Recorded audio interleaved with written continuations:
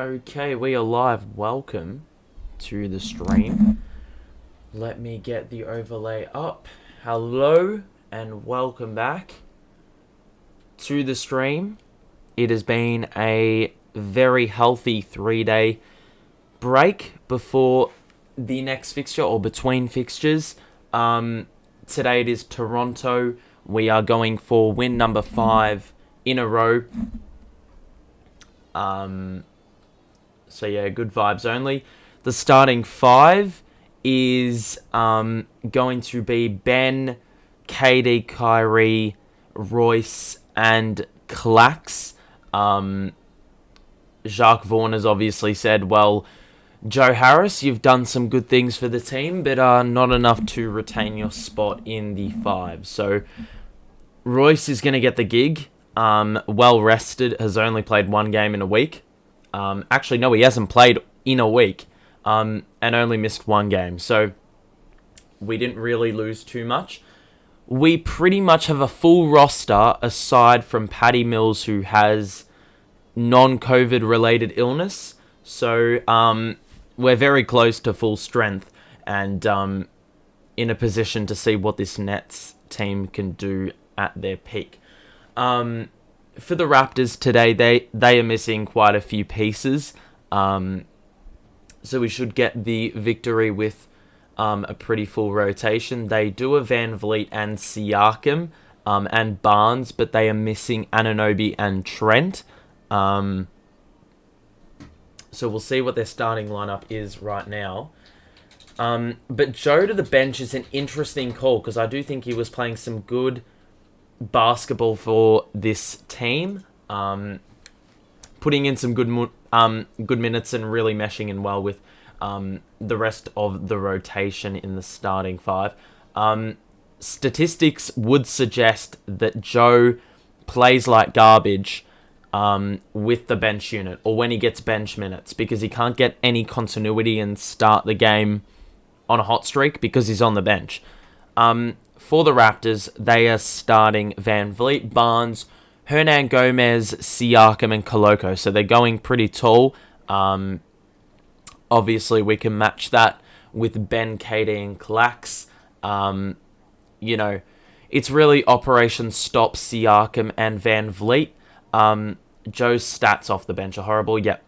Stats say that I think he's averaging like sub 35% from the field, sub 27% from 3, and like 4 points a game in comparison to 10 when he is on the court with higher efficiency. So, and that would obviously include higher volume. So, it's an interesting call. That is what I have to say about that.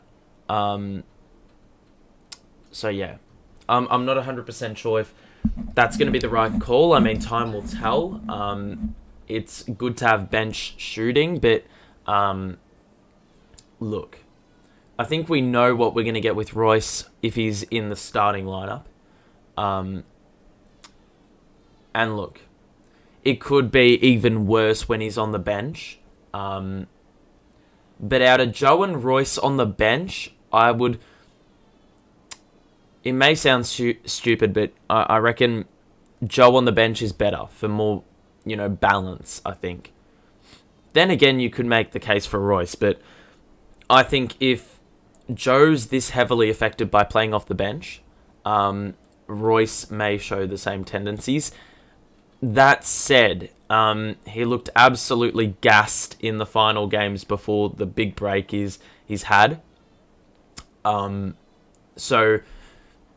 that may actually do him good playing less minutes if he was on the bench, but we'll never know because he's not getting that time. So we'll see how we go, but it's been a pretty good run of form for the Nets. If we win today, it is 9 wins out of a possible 10, and the only loss being to Boston. A lot of people would say, well, this team has beaten garbage. And look, I'll be the first to admit, yes, that's 100% true. The strength of opponents in this winning run have not been great. But in saying that, as I've said time and time again when we win these games, getting the job done against weaker opposition is something that good opposition or good teams do. You know, if you're going to be taken seriously, it's very easy to talk about the games that they beat or where they beat good teams. But, you know, it's very easy to throw under the carpet, you know, the teams that they beat that aren't as good and are forgotten about. You know, like your Washingtons, your Atlantas, your Detroits, your Orlandos. If you don't deal with those teams, then I don't think you can be taken seriously if you beat the good teams. Sure, you're going to be playing the good teams in the playoffs, but if you can't learn to get the job done against weaker opposition, well then, you know, that complacency grows into a big problem, and you cannot have complacency in the playoffs. So, you know, that's one thing that people will say. They'll say they beat no one, and I'll say, well, true that, but, you know, you got to get the job done against good team or weaker opposition. That's all I'm saying. And it contributes towards your record as well, you know. The real test will be in the up and coming week, where we have got the Cavaliers. The Warriors don't have Steph Curry, so I mean, God knows what that Warriors team's going to dish up on, well, in a few days' time. But the Bucks are going to be a tough opponent. They got flogged by Memphis, so I don't know how much that says about their team. And then we've also got Cleveland, and I think that could be an awesome test, given their roster's also pretty deep. And they've got a lot of capable NBA players that can perform. Garland, Mitchell, Allen, Levert seems to just catch fire whenever he wants, but very inconsistent. Mobley, you know, they've got a good spread of players that can contribute for the Cavaliers, and we've got to be ready for that. But right now it is living in the moment. As I always say, we can't get carried away by what's ahead when we haven't even dealt with the current yet, the now. And right now, we're getting ready to suit up for a game which is important. You know, games like this we can't drop. As we said, there's a 3-game stretch round about Christmas time that's going to be a real test. So, got to be careful and get the job done with these teams so we can, you know, we have a little bit of breathing room, a little bit of an allowance, should we drop those games that, you know, are going to be a little bit tougher, and could potentially affect the record a little bit more. But those who have just joined us, welcome. The Nets are nearly fully healthy. So that's all good and well. The Raptors are missing Anunoby, Gary Trent, and a couple other names, Achua. Those are probably the most notable names. I may be completely disrespecting someone, but yeah, that is the current situation.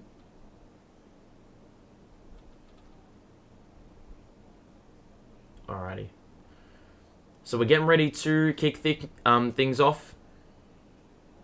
I can't even say words already, and we haven't even started the game yet, which is wonderful. Bodes very, very well for the stream.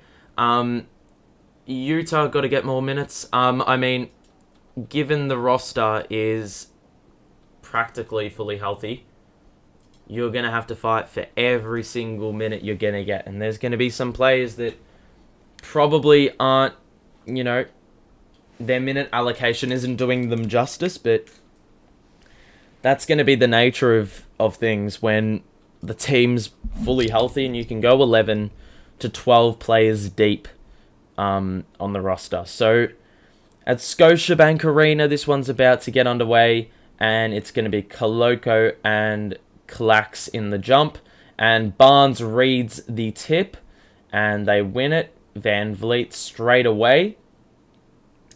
Hand off to Siakam, who attacks Simmons, shoots over and misses the mid-range. Koloko with the offensive rebound in the 2. So there's obviously one area that you need to protect. No second chance points and no turnovers. The Raptors love to force them. So we've got to be pretty good in that department and being responsible. It's going to be interesting to see how we, start, because it's been a few days off. It may take a little bit of time to settle in, and Scotty Barnes has been fouled on the little floater after trying to attack Ben Simmons.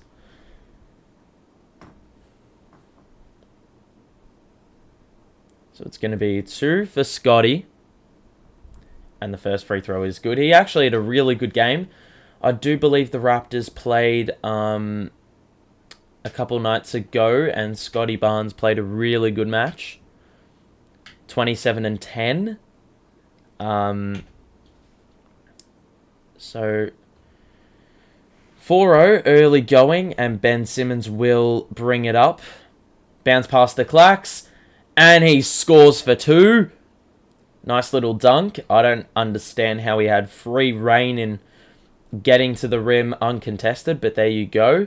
And the first points of the Nets are, or for the Nets, are on the board. Van Vliet going to drive down the middle. Held up well. Hernan Gomez 1-2. Van Vliet top of the key. Missed it badly, and Royce O'Neal with the rebound. Kyrie, pull up 3. Off badly. So now Scotty going to survey his options. He's on the wing. And now a switch. Kyrie guarding on the outside. He's going to post him up. Does Scotty. The pass to Koloko in the mid-range. And now Siakam off the window. That is good. And I have absolutely no idea what the coverage is doing right now. They keep bringing up the replay center graphic for no reason. Royce, is he going to shoot the 3? Nope, he's going to drive and spin. Simmons lost the ball. The pass was too saucy. And now on the break, Barnes off the glass. They've got it. It's 8-2. And a couple turnovers, a couple misses for the Nets. A little bit rusty by the seams. Or so it seems. Kyrie to KD in the post. Guarded by Siakam. Ben in the middle, behind the back, kick out, Royce on the wing. That's badly off. Oh, not badly off, just a little bit short. So Siakam going to bring it up. Drive, another post up, another fade away. That was an air ball. Good contest by KD. And now Kyrie on the break. Kick out KD on the wing. He got it. He hasn't lost his ability. Same cannot be said for some other players to start this game. Van Vliet initiates contact, scores through it. So 10-5 the lead. Kyrie for 3. That's badly off from the top of the key. Not the right shot early in the shot clock. Scotty drive. Post up. Clacks with the block.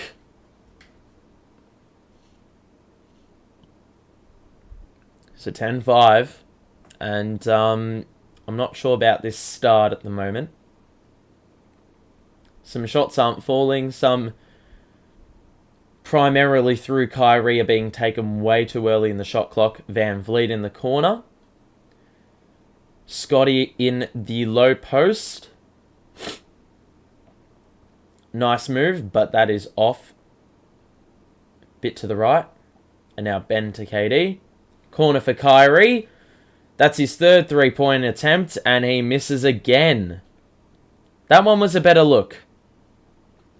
Good ball movement. Just Kyrie has missed his first 3 shots early, which is not a great sign.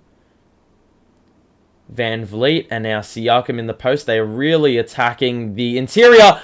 Claxton with the verticality. Koloko tried the dunk. And Clax said, get the hell out of here.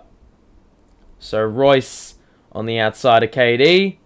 And now Kyrie could shoot it again. He's going to drive it this time. Extra feed. And Clax is fouled on the dunk attempt. It will be 2 coming up. Very ferocious dunk attempt. And you like the aggressiveness. But Kyrie making a more sensible team play. Could have shot the 3. There was a little bit of space permitting. But decided to go to the rack. And test the paint. We haven't really done that too much thus far. So, Clax, that's a really weird free throw routine. It looked a bit disjointed, so got to fix that. I do like a little bit more composure from him, because sometimes he can rush things, but yeah, probably not the way to go with it being that disjointed. He looked like he took an extra 2 seconds than usual. Bit odd, but regardless, we are stranded on 5. Van Vliet to Siakam. In the mid-range, going to drive on KD. The spin, once again, the defense on the interior was excellent. Forced another tough shot and miss. Kyrie to the corner for Royce. Back to Kyrie, and now Ben will set the high screen. Hernan Gomez on Kyrie on the outside. Kyrie going to drive, stop and pull up, and score for 2. That's what he's got to do on a regular basis. Simple as that. Get to your spot. Van Vliet, the switch arrives, and now Scotty in the post on Royce. He strips him of the ball, and it will be a timeout and stay with Toronto after the break. So 10-7, timeout called, and overall we clawed it back fairly well, in the last couple minutes. We'll have a look at the box score if I just get rid of those 2 and add this. If I can actually get it up again. We always seem to have difficulty doing this now, and I have no idea why it happens. There it is. Okay, so as you can see, Kyrie has taken the clear number 1 amount of shots. You can see shooting has not been great. We've taken 5 threes, and I think you have to attack the paint a little bit more. Especially when we've got some mid-range weapons. But, KD's probably got to get a few more shots. The looks are pretty good at the moment, though, some of them. We're forcing the Raps into some tough shots and misses. They are 4 of 11. They've really emphasized driving and getting to the basket. But the good thing is we've been able to sort of exploit that kind of approach. Clax on the interior, KD on the interior are making it incredibly tough to get shots up. So, look, Siakam's 1 of 4. Barnes is 1 of 3. I mean, they're 4 of 11 overall. It's been a fair shift defensively. Offensively, it's been a bit of a struggle at the moment. So, we've got to dig in just a little bit on the offensive side. I think it's just about being smarter, and I did flag a little bit of rust going into the game, that it was going to take a bit of time for us to warm up, but hopefully by the end of the first quarter, those moments of rust are out of the way, and we can put that behind us, so we can, properly knuckle down in the final 3 quarters. So here we go.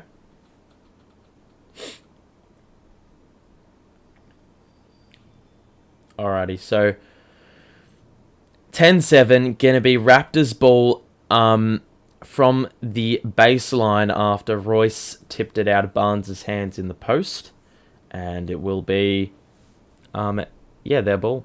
So yeah, if you are enjoying the stream so far, make sure to show your support and like the show, and also subscribe if you are new. I think I'm now on a mission to basically do every Nets game in December. So we're going to see if I can live up to that mantra. Or live up to that commitment. Van Vliet, as the shot clock expires, the mid-range is good. And that was a really tough shot. So I can't complain if they're going to make shots like that. Royce bringing the ball up. And now Clax. A handoff to Kyrie. Royce in the corner. Oh, what a find to Clax under the basket. Went through Toronto hands to get there. It was risky, but we needed to bite the bullet there to find Clax wide open, and it was, well, successful. So 12-9 as we bypass the halfway point of the first. Siakam post up. Tries to get through. He's forced into a kick out and out of the corner for Van Vliet.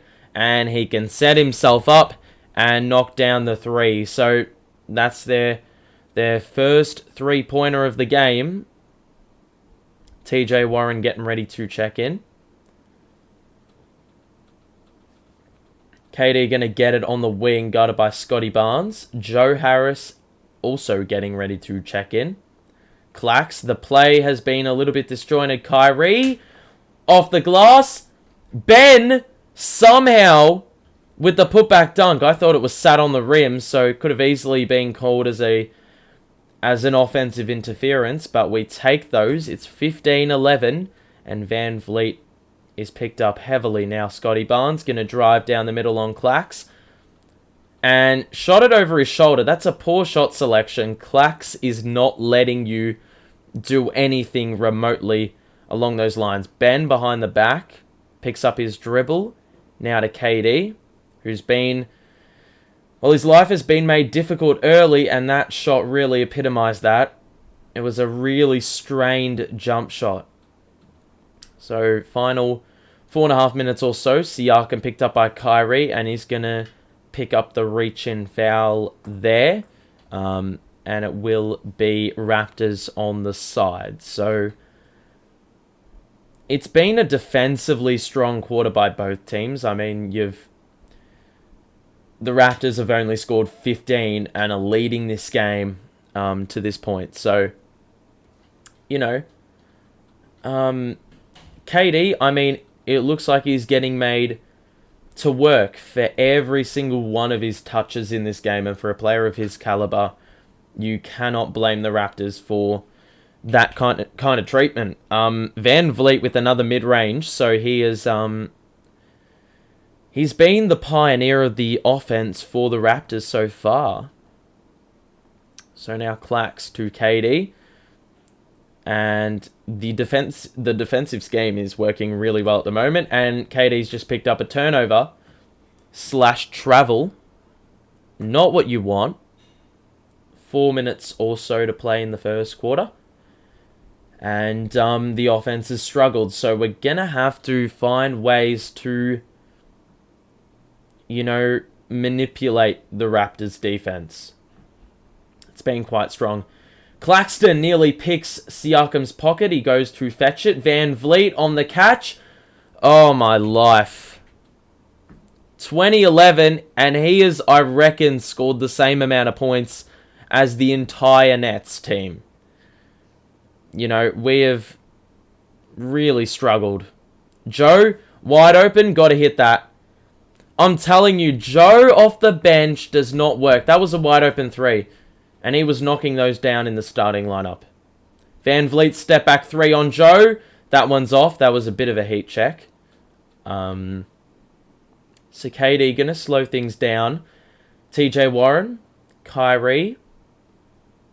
Going to drive. Step back two on the baseline is good. And 2013 is the score. We got to hang in there. Malachi Flynn getting ready to check in. Siakam going to post KD up. And it's a foul on the pass. KD hating the call.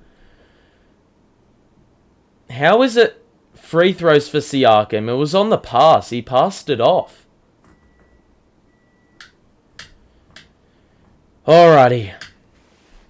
I need to see how many points Van Vliet has for research purposes. Currently, they're shooting it much better than us. I thought we've been playing better defense. But, you know, the fact that the Raptors are, you know, playing basically their entirety of their offense through Van Vliet is the main reason that they are, well, they're winning. He's got 12 of their points. We've got 13 overall. So there's the difference in the game right there. And that's why their percentages are so good.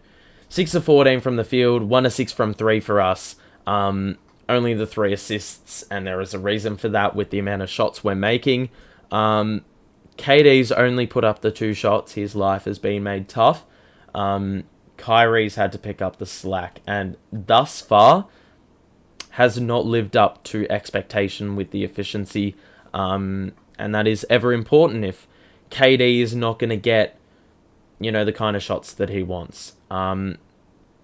We've got a very strong rotation here. We need to, you know, really ensure that anything less than a win does not happen. Van Vliet has quite clearly, though, been the man to do the work for them. So, look, turnovers haven't really been a big part of the game. Last time we played the Raps and went up like 35 mid-second quarter, it was because of the turnovers we were forcing and how active we were in all aspects. But today it's been a little bit different. Noticeably a different vibe. Do you think that the Nets will win? Potentially. I mean, we should be winning, but the start is expected, I think. I did expect us to be a little bit rusty. Take Joe out, put Seth or Sumner in. The thing is with Joe, they should have just started him.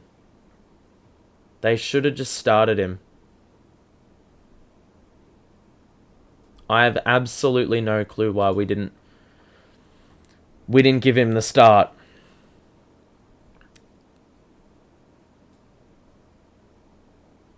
From Slovakia, we reach in all parts of the globe.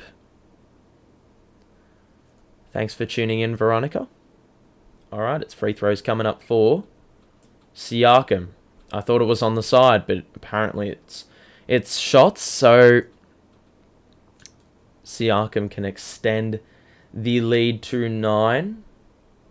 Boucher is in the game. So is Thad Young. Utah is checking in for Brooklyn.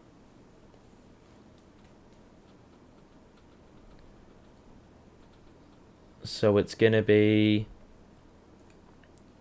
Siakam with the free throws.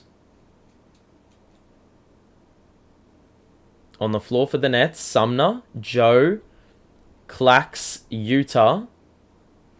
And I would assume TJ Warren. Nope, Utah is going to fetch Clax. Utah actually returning to Toronto because he obviously played there formerly. Got a nice warm home reception. Warm and welcome reception. Siakam makes both. Lead back out to 9. And the lead is... well, the score is 22-13. So, KD and the bench. Let's see what happens here. KD really... he's getting absolutely bodied, man. And he still scores through contact on the baseline jumper fadeaway. The guy is ridiculous, man. You can throw all the fucking enforcements you want at him, and he's just going to fight his way through it. Siakam post up on Joe. The kick out forced to Boucher. His feet are set, and that is another wide open 3. Oh, as if. Boucher, it's the first quarter, and you're pulling out a guitar celebration. You dumbass. That's going to really swing the wrong way if, you know, if things turn, you're going to look like an absolute clown. KD, the... whoops, I just dropped a pen. Whoops, I forgot to stop the shot clock as well. KD wants a foul here. He's getting absolutely... He's literally wrestling to get the touch in the post. Joe, kick out for Utah. Gonna drive and pull up for 2, and he knocks it down from the edge of the paint. So, player's gonna have to step up. Thad Young gonna post up Utah, the former teammate. Thad misses. He is short on the hook shot, and now KD will bring it up. He's going to drive, gets past Siakam, and Siakam, I believe, was in a lot of foul trouble the last time the Raptors played the Nets.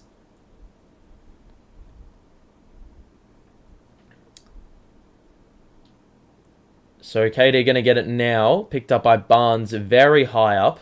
Sumner in the corner, going to hit the 3. Nope. Alright. Barnes trying to find Boucher. And Durant to the corner now. Utah doesn't capitalize on the 3. That was a good possession. Gee, I nearly actually choked. So now in the final minute, Siakam guarded by Sumner on the perimeter, and the foul is picked up by Sumner on the floor. G'day from Sydney, although the weather here feels more like Melbourne. Yeah, I mean, you really just can't pick weather in Australia at all. We're getting winter weather in December. And other countries would say, well, that's normal. Well, no, it's not. We usually get 35-degree temperatures here. Oh, as if. A foul on the floor again. TJ Warren on the box out, going to pick up a foul. I have no idea where the foul is. Boucher going to go to the line for free throws.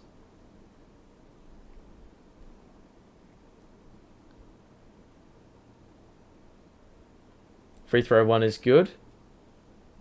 26-17 so far. Look, it hasn't been the most ideal first quarter. But I have a lot of faith that the team can peg it back. They're not going to be able to... Or we're going to pick up our offense sooner rather than later. To be fair, it's pretty even from the field. It's just the free throw disparity. Warren going to pull up for 2, and that's well long. So Siakam going to bring it up. And I thought he was going to hold things up. He's really assertive. He just threw Utah out of the way. Once... I mean, how that is not a push-off, I have absolutely no idea.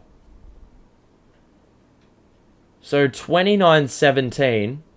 And KD going to pick up or draw foul. Siakam is the guy who is going to have to pick up the foul.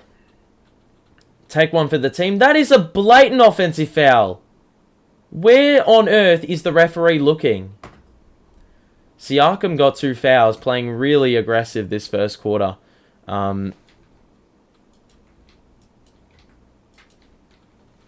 Bro, they do not call fouls in our favor, ever. We get absolutely done in all the time, mate. Joe and Utah to the bench. I would believe Kyrie is checking in, maybe. No, Royce is back in, and so is Clax. Makes sense for defense. Alright. So KD makes both. And now the Raptors through Siakam. Siakam going to drive. Shoots a 3 over KD. That is an air ball. And well defended by Brooklyn. KD especially on the contest. And with 1.2. Let's see what on earth we're going to do here. Sumner going to have to shoot. Nope. Way late, and that's going to be the first quarter. 29-19 the score. Look, I can't actually fault the defense too much. It didn't go off the rails. It was It's the free throw disparity that's getting us, and I really want to shed light on that in the box score. We'll see KD, who's got the most points for the Nets, and really that is quite clear. We've only hit 1 of 8 from 3, and granted, I think that'll fix itself up as the game goes on, but Raptors, 12 to Van Vliet, 2 personals to Siakam, so if we can get him into foul trouble, that'll really help us out. But if you look at how many free throws the Raptors have, they've got 6, and we have been 4 times and made 2. I thought the free throw disparity was a little bit more than that, a little bit more lopsided, but regardless, I think we've just got to keep them off the free throw line a little bit. The turnovers, we've had, I believe, 2, which isn't actually that bad. The Raptors do love to force it, and Anunoby and Trent are out, so that may contribute to why that number is down for us. But for the Raptors, they've only got 1 turnover. So we need to be a little bit better in, defensively forcing him into a little bit of trouble. We haven't really done that enough. We've forced them into tough shots at times, and they're shooting under 50% from the field. It's just that offense is really, it's not very, what's the word? It's sort of struggling at the moment. It's a little bit disjointed. We've got a bit of work to do in the second quarter. If you are enjoying the stream, make sure to show your support and subscribe if you are new. We're back for, I'm pretty sure I'm going to end up doing every single game in December. That's, it's trending in that direction at the moment. So, if you want to hang around and be notified for every time I go live, make sure to subscribe. But we're getting ready for quarter number 2. And right now, it is the Raptors up by double figures. Going into the second, Seth Curry is in. KD on the bench, Kyrie, Royce, Ben, and Joe. So Joe playing at the 3, Ben playing at the 5. Seth Curry shoots a mid-range, hits back iron, that's off. And Van Vliet with pace. It's a kick ball. It went off Royce's foot. There goes the pen again. So it's Malachi Flynn to Thad Young, and now Van Vliet on the outside. Now Flynn off the catch. He knocks it down.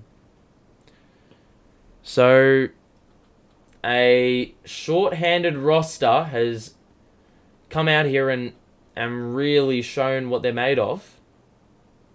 Kyrie shoots a tough mid-range, and that goes down. What color pen? Simple blue pen, mate. Simple blue pen.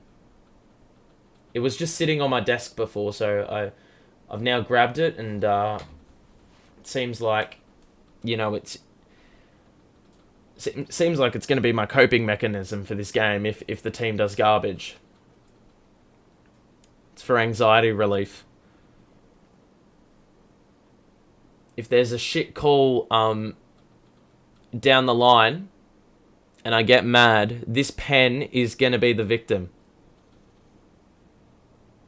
This pen is going to be the victim. It's going to be launched. Actually, I'm probably not going to do that. Van Vliet splits a pair. He was fouled on the drive. So now Joe gonna... Oh! We've got a foul on the floor. Malachi Flynn gonna pick it up. So side out for Seth Curry. Or Seth Curry will do the inbounding duties.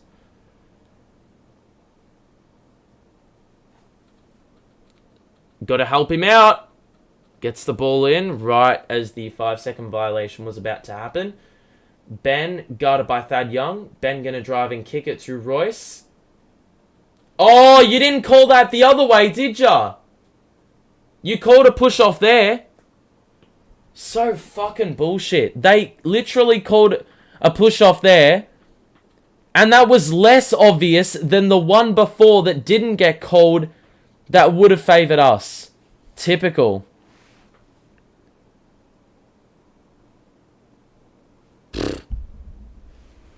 Alrighty. Mate, the refs just as a whole hate us. So many calls this season which just don't go our way. They're so line ball.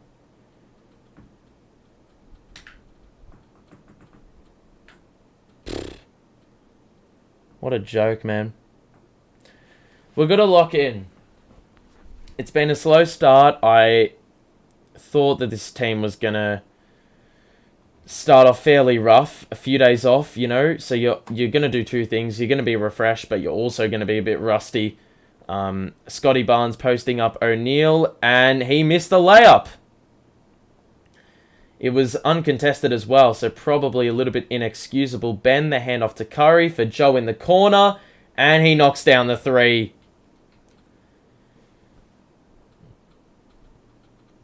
Excuse me. All right. So Van Vliet now. Couple high screens set for him. Ben now on him on the drive. That's excellent defense, but Van Vliet somehow flipped it up over Simmons. And Van Vliet cannot be stopped at the moment. Ben, Joe, excellent cut down the middle. And he has been a welcome source of offense off the bench in this second quarter to begin things. Van Vliet on the drive. The kick out is off hands. And it will be a side out for the Raptors in the corner.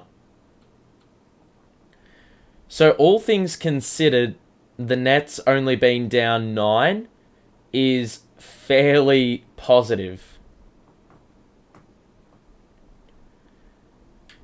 Because it has been a little bit rough, I will have you know. So I'm not, at panic stations just yet. Barnes the handoff to Flynn. Oh, that's a nice move by Flynn. He hits back iron though. The shot was there. You like to see him take it. Kyrie in transition. Ben back for Curry. The pass was a little bit errant. Curry now takes it off the dribble. Extra pass to Ben in the dunker spot. And he got in a really bad position there. I don't know why he put that shot up. Van Vliet going to drive on Joe. The kick out. Hernan Gomez airballs a three. And Thad Young nearly missed the layup. That's so bullshit. We forced an airball. But all because Thad Young, right place, right time. Ben does very well to split defenders and score an easy 2 uncontested. And now it's all about getting a stop. Malachi Flynn. We did it last possession. We're just got to watch any personnel that enters the paint. Barnes. That is a travel and a half, man. I swear I saw the feet move. Barnes going to shoot 2. O'Neal picks up foul number 3. And I swear he moved his legs there. Like he jumped. It's probably legal. I don't even know. I don't know what footwork is legal in basketball, man. There's so many different variants of the rule. So many different interpretations. If you gather the ball, this is what you can do. If you pick up your dribble, yeah, this is what you can do. It's really confusing. So Simmons going to go to the bench. The free throw was made by Scotty. Not a fan of this small lineup right now. Yeah, Oh, Royce gets the strong rebound. He's playing with 3 fouls. Scotty Barnes split the pair. Clax is in the game now. Kyrie pulls up for 3. Was freed up off the high screen. And the lead is down to 7. It has been an interesting lineup to roll out, given the Raptors are playing fairly tall. They got Barnes at the 3, or Hernan Gomez, take your pick. Barnes in the dunker spot scores off the glass. Kyrie gets into the paint. Missed it. Claxton the follow-up. And the score.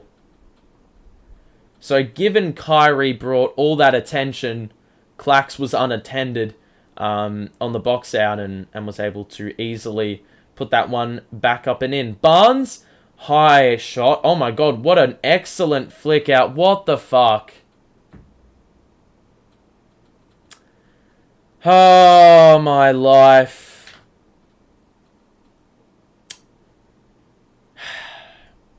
Once again, we force a tough shot.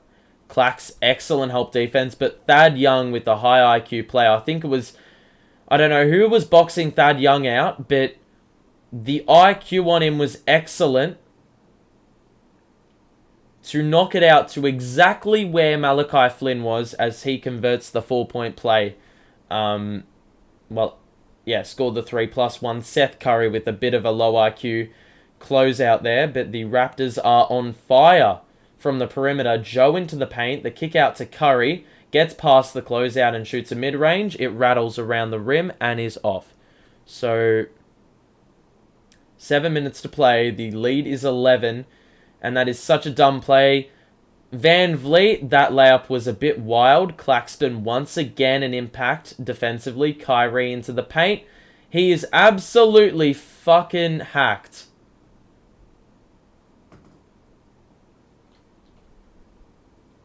And it's going to be a timeout. And it will be Raptors ball. So it actually came off Kyrie on the way down. So the Raptors are doing fairly well. Well, that 4-point play was a big swing. If they miss that, the lead could potentially be down to 5. Instead, it could easily be up to 13 within a minute. So, it's things like that that absolutely kill you as a supporter. Okay, there's a few games going on now. I'm just looking at my fantasy team just to see what the deal is. Halliburton's been an absolute gun all year. Overall, I'm not frustrated with this performance. It's just like some really... I don't think... Usually, out the gates, we're pretty good. Today, we were not, and usually that ends up leading to a bad result. And at this point in time, we've been playing catch-up the entire game. So, in doing so, or in starting slow, we have put ourselves in an awful position, or in a disadvantaged position. Who do I think is doing the best on the Nets this season? Well, Kevin Durant's a clear number one. 30 points, 5 and 5 in terms of rebounds and assists. I mean, he's averaging a block a game. He's averaging a block a game. You know, doing all those little things. He's not from 3, but he's been very, very efficient this season as well. So he is a clear number one. Brooklyn had too much time off. You could also say that as well. It can do a couple of things. It can really rejuvenate the players, but at the same time, it can also halt your momentum that you had going into the break. And that's why for some... in some situations, you don't want to go on a 7-game win streak before the All-Star break because you don't have the guarantee that you're going to return from the break with the same, with the same vibe. What about the second best? Oh, that's a little bit tougher. I think you have to say Kyrie Irving, but Clax has been probably one of the most consistent performers, I would say. Defensively, his impact's been wonderful. So we return from the break. Scotty in the low post. The help is going to have to arrive. Scotty blocked by Clax again. Bro, Scotty Barnes, I don't know what shots he's taking, man, but Clax is reading it every single time. Sumner on the wing. The high screen set. Sumner going to drive and kick. Seth. Joe. Down the middle. What on earth? An offensive foul on Joe? Where?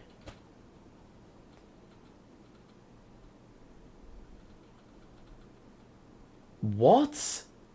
How the fuck is that an offensive foul?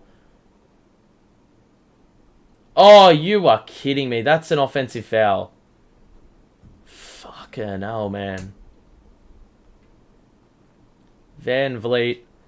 High screen set by Koloko. Sumner stays with him pretty well. That's a incredibly tough shot. And Van Vliet with the high arcing mid-range goes down. And the lead is back up to, I believe, a game-high 13 points. Sumner. And now Joe to Royce. There is no KD or Kyrie on the floor. We've got to find offense outside. And Clax picks up the offensive foul. So we're struggling at the moment.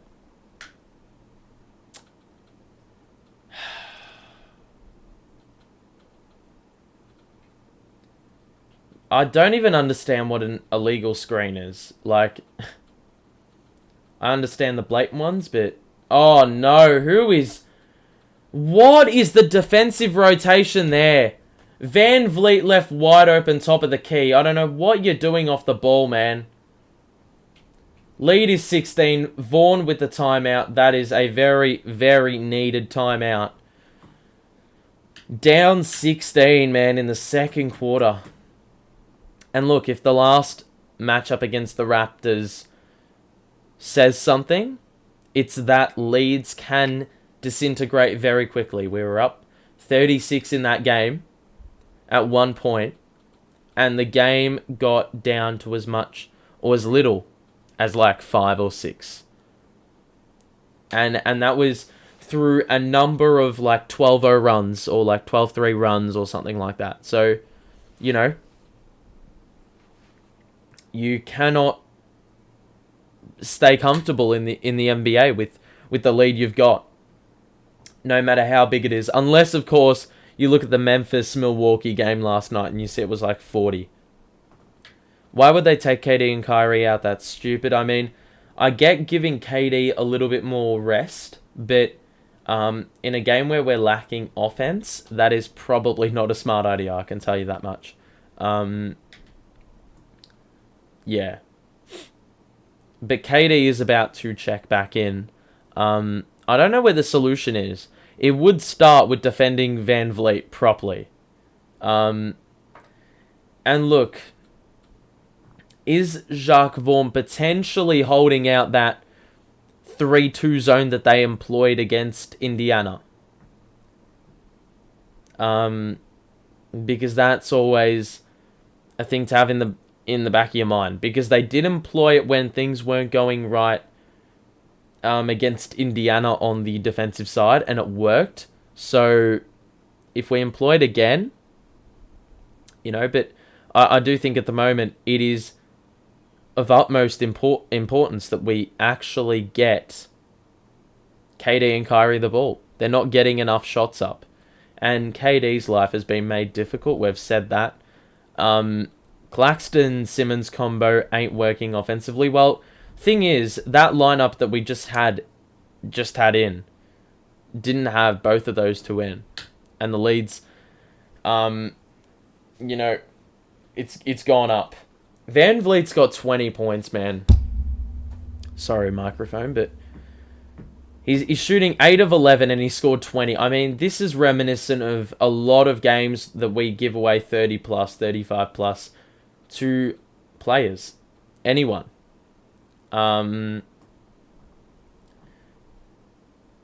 So Van Vliet with 20. There's your number one problem. Fix that. Siakam's back in to defend KD. He's hassled, and it's a turnover. Flynn pull up 3, and you cannot be having that out of the timeout. A turnover. Warren, quick transition. Nice kick out of Cam in the corner, who's in the game. KD, good move to create space. Pulls up for 2 and scores +1. There was a lot more energy in that offensive possession, I have to say. And we got into the offensive set much quicker. And it was simple. Well, it was simple stuff. Driving kick. And then obviously the foul on the drive. So we've got to keep things unpredictable.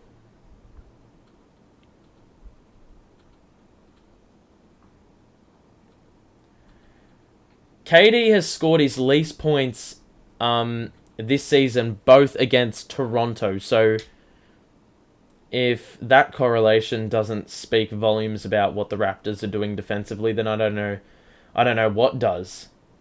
Flynn, cross, pull up, and Cam Thomas, I swear to God, every time he gets put on a nobody, the nobody always catches fire. Cam pulls up for two, he missed it, and it's going to be a foul on the floor. TJ Warren is the one who draws it. Don't let KD bring up the ball. I agree. You've got to find ways to get KD the ball without holding on to it in an excessive amount. And it's not going to start with him just posting up in the most, predictable way. KD faces up and scores, though. Fred VanVleet. Guarded by Utah on the outside. The switch. KD now on him. Good work to stay with and now force the pass to Siakam on the outside. Ben guarding. Siakam misses. Koloko with the offensive board. The key is now you cannot force or allow a score, and there's a blocking foul, and VanVleet will once again shoot free throws. It's all been defense. Do I play Yu-Gi-Oh? No, I do not. Never been the kind of guy for Yu-Gi-Oh or Pokemon or anything along those lines. So VanVleet makes the first free throw. The lead is now out to 14 points. Lead was as large as 16. Keep in mind the Raptors are missing Anunoby and Trent. So if this doesn't tell you about what the Raptors have as a system, then I don't know what does. Because irrespective of their personnel, they have come out and played hard. KD to the corner for Warren. In rhythm, nope, that's badly off. So VanVleet going to hold the play up. He drives, the pass to Koloko, high up. The shot is off. The hook shot, so Cam going to bring it up. They leave him wide open for three, and he hits back rim. The rebound for Siakam. Going to drive. Euro. Missed it. KD rebound. Push it. TJ. One-legged jumper is good. And the last few possessions, forcing misses has allowed us to break out in transition proper. So Ben to Siakam. Gonna drive it. Kick out to Hernan Gomez. VanVleet's wide open. And that one's well short. So Warren with a decent closeout. He got ahead. And Malachi Flynn was the last line of defense. Got his hand in the way. I don't know why we were rushing things. Oh my God, man. Oh! As if, man, why would you fucking do that? Ben looking for some bullshit pass that was not on. Trying a full court pass with a Raptors player in the vicinity, bro. And there goes the pen again. I can't find it. I don't have another pen. Excellent. I got a pencil and I got a marker. Actually, I got a lot of items. I got highlighters, everything. So somehow VanVleet scored a 2+1 as it went the other way, and the lead is back up to where it began. KD, once again a foul on Siakam. That's number 3, and that's what happens when you're going to play that aggressive kind of defense. It's not surprising this slow start after a week without rhythm. That's what I've said, but I would have thought we'd be well and truly, eased into the game by now. Warren on the wing drives on Boucher. One-legged jumper on the baseline was sick. Nets 5 straight wins. Well, it would be 5 if we win today. Not surprised they get complacent with fewer win streak. What do you mean? Someone needs to tell them that they haven't made a conference finals. I'm not even worried about anything remotely. Oh, excellent job, Utah! Against the former ball club. Got a hand in and then was able to somehow swing it in our possession with an extra tip. Now Barnes out to Siakam. Hernan Gomez. Oh my... Are you fucking kidding me? Hernan Gomez with the rainbow 3 over Kevin Durant. You can't make this up. KD. Post up. Lost the ball. Warren does well to hold up the transition opportunity. So, Raptors held up. And now Barnes in the post on Thomas. Someone's going to have to go over there and help. Ben does. Leaves Pascal open as a result. And the 3 is good. The lead is up to 18. 2 straight threes. Balloons the lead. And the Raptors have scored 16 points to 2 off turnovers. So if that doesn't scream one of the big, keys to the game, I don't know what does. Utah is wide open in the corner, and you already know he's going to knock it down. And the lead's back down to 15. Yeah, but as far as finals are concerned, past occurrences, I don't really feed into that. Why have I not played the shot clock for so long? I'm not even going to bother at this point. Hernan Gomez again. That one is well short. You got to get the rebound, and KD does. It was in dispute for a second there. KD. Oh my goodness, N1! Yes! And just like that, the Raptors scoring 2 threes is immediately cancelled out. KD has a chance to close it. Let me just change the shot clock to what it actually is. So KD has a chance for one more. First, playmaking with the 3-pointer for Utah. And now... now... Oh, shit. Play... Okay, that's good enough. Okay. So the lead is down to 12. I've been a little bit of a muddle here because of the shot clock that I wasn't aware of. Van Vliet thought there was a foul involved. Warren just... What is that bullshit? He fucking got tripped over. What a joke. Is it not... Bro... Where is the fucking foul? Okay, the second one was a flop as compensation for the first one. Get your game in order, referees, man.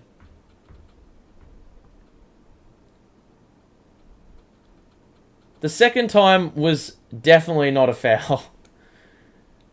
It was about milking it for the, so we could actually get compensation for the first. What's going on? So, I think there was a timeout. No, sorry. A substitution whistle or horn blown as Warren shot the second. So, it's actually going to be called back and we'll get another crack. Warren, the second is good. The lead is down to 10 in the blink of an eye. This is what I'm saying. The lead has been cut in half in about a minute and a half. They give it to Van Vliet. Oh my god, I thought that was going in for a split second. It is the halftime break. And amazingly enough, we are only down 10. And as I said, the lead can absolutely dissipate in a matter of minutes. And it went from 18 down to 10 in the blink of an eye. Utah is doing well. Shame about the rest of the team. Utah has been really good off the bench. when I get old and I can't see, I want to be a referee. Well, it seems like that is the criteria at the moment. They're just picking up anyone off the street and being like, you can referee an NBA game and, no one's going to judge. We could still win this one, but another spirit and approach is needed by the whole team. I'll tell you what, I reckon the defense hasn't been that bad. We've let them off the hook a couple times, but, some things have been a little bit disappointing. We haven't boxed out at certain times, and it's ended up being a 3+1. Cough, cough, Seth Curry. We've had opportunities on the break, and we've turned it over, or we have done something really, really low IQ, and then the Raptors have been able to, swing things, and it's ended up going from cutting it down to 10 to ballooning the lead to 15 or 16.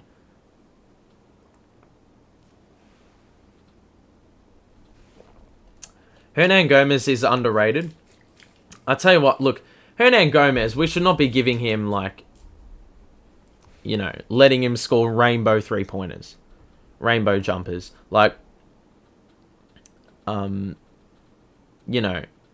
He's nearly airballed every single 3-pointer. You shouldn't be giving him any more than 5 points on any given night, and he's getting starting lineup minutes. We need to stop Van Vliet. He's 95% of their offense. It's not going to be sustainable if we throw all our chips towards him and basically force, other players to pick up the slack. The problem is, if you try double Van Vliet, they're going to try work the passing around getting Siakam open because of that extra man coming towards Van Vliet. There's going to be an open man somewhere on the floor. And they'll try work out the passing so Siakam can get it, or Scotty Barnes or someone like that. But let's have a look at the box score now that we talk about it. You can see the Raptors have somewhat made a living at the free throw line. Let's just have a look at it overall. Van Vliet's got 25, and no one else has double figures. Malachi Flynn's got 9 off the bench, and granted they needed someone to perform off the bench in order to win. Van Vliet has been on fire. Granted, he has actually made one of his last 4 shots, so, perhaps we're, on a positive trend in stopping him. Scotty Barnes is, he's been trying to force up some shots, which are just 100% not on. And Clax has done a really good job of closing those out. Siakam's also had not much of an impact. 3 of 9 from the field for 9 points, and he's got 3 personals, so we need to really attack that. And Kevin Durant, well, we're going to have to play the offense through him primarily and try get Siakam in a lot of foul trouble, because he is the only guy that's probably pushing it. You can see overall they're shooting the ball pretty well. The 3-point situation needs to be contained because it is somewhat out of hand at this point in time. And we did see briefly for a moment the free throws, 12 of 14. They've had 20 rebounds, still only 2 turnovers. We need to force more. And Utah in that second quarter with a couple tips to get an easy 2 in transition. That is the kind of play we need. We need a bit more defensive activity, and that's why we were up 36 against the same team last time we played them, because of that activity and all that jazz. For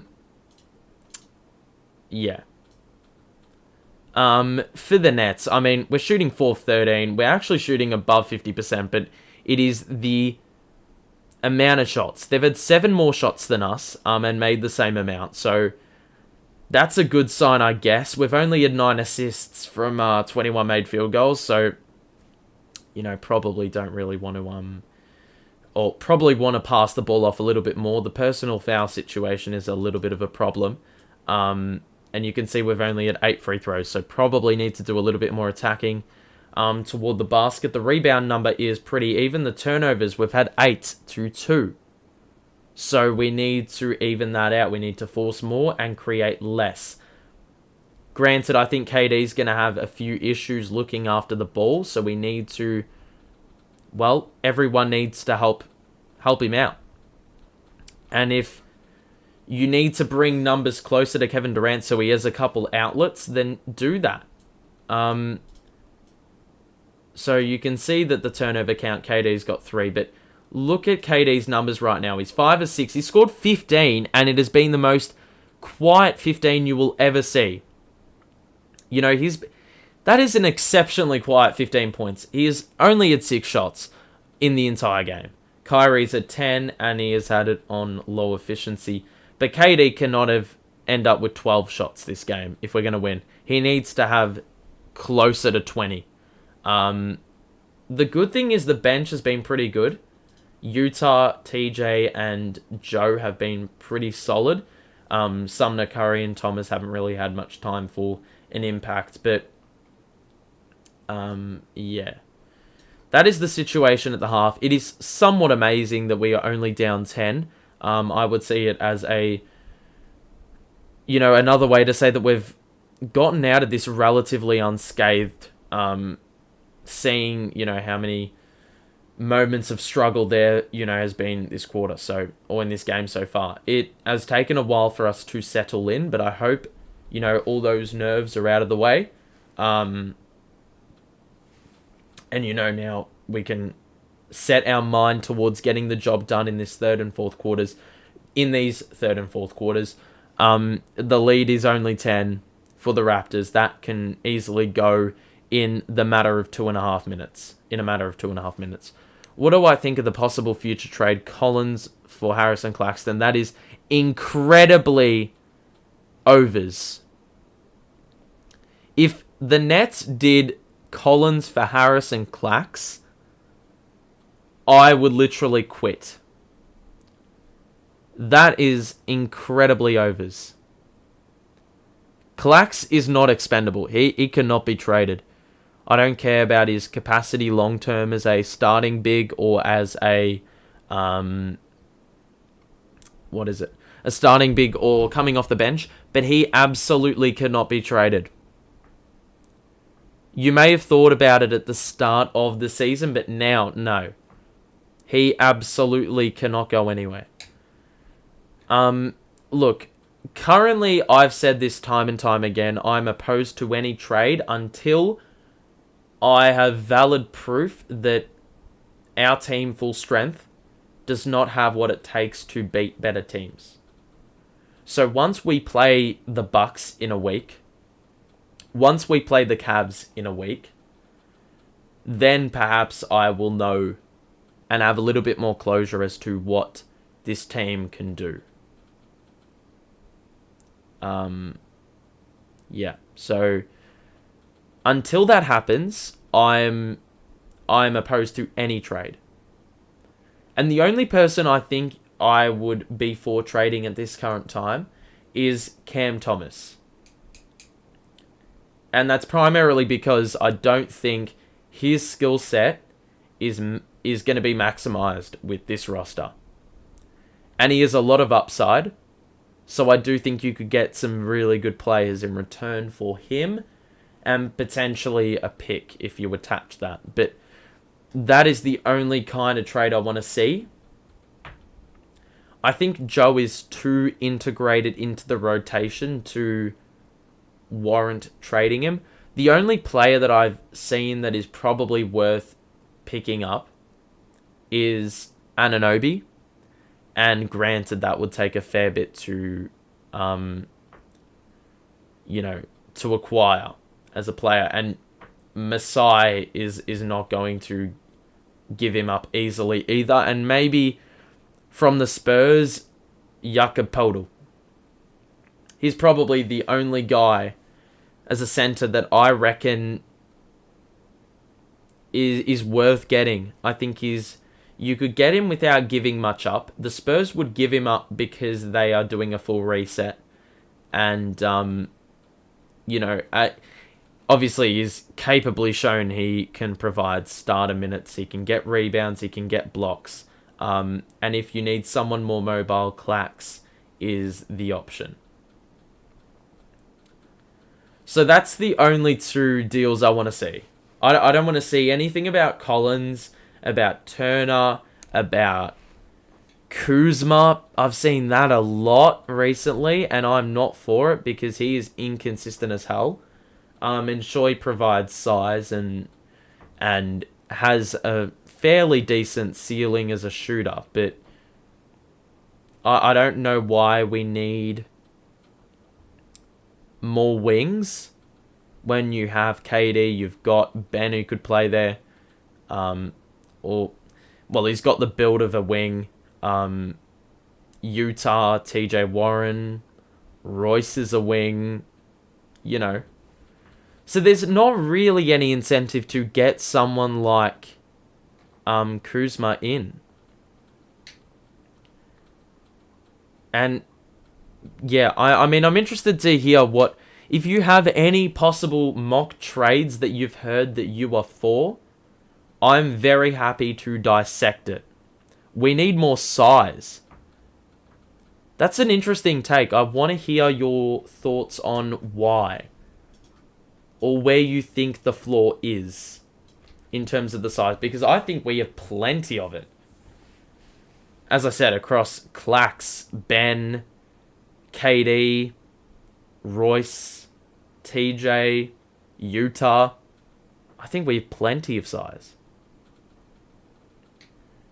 I feel like, in terms of the wing positions, the forwards, and if we need size, we need it in the center spot at the 5. That's the only place we need more size. Because, yeah, we've got... Yeah. Would I take Dwight or Cousins? No. If I'd take one or the other, probably Boogie, but...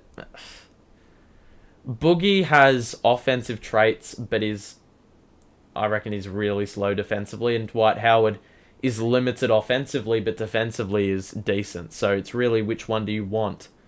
Granted, I don't think we're going to get either of those guys, so... and I think it's the right call if we don't get either. Because it doesn't really make sense.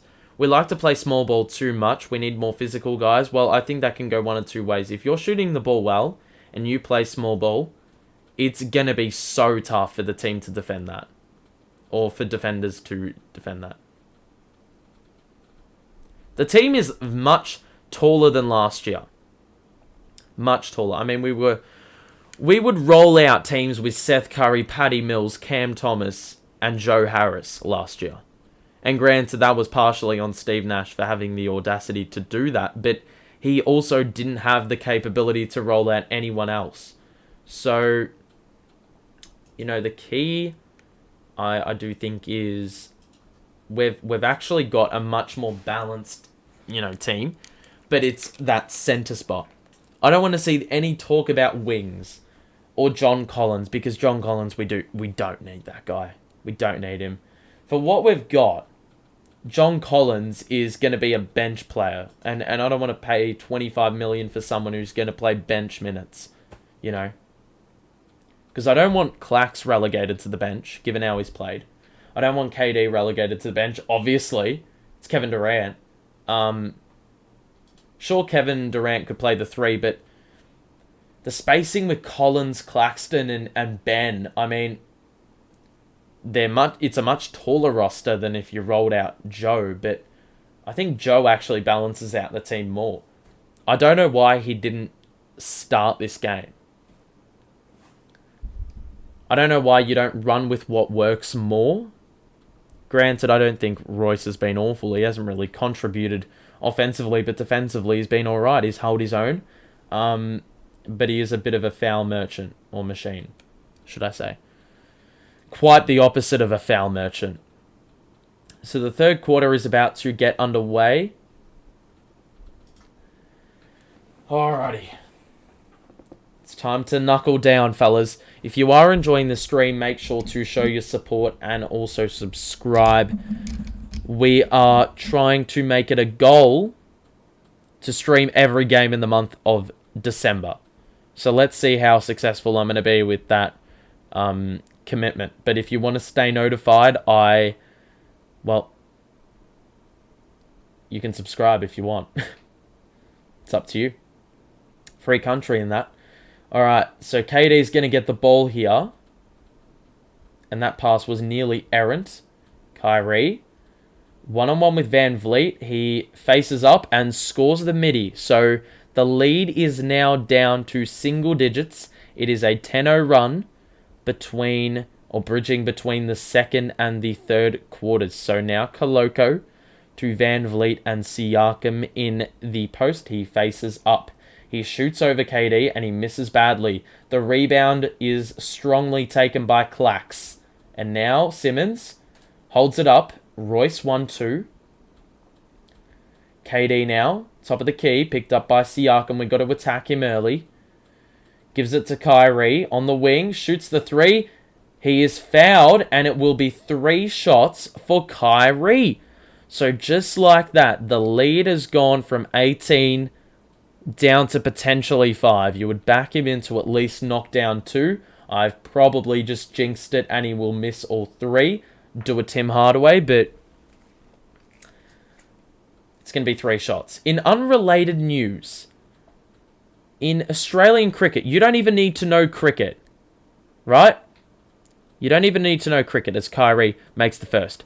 A team got bowled out, all 10 wickets, got bowled out for 15 runs in a domestic league. 15 runs.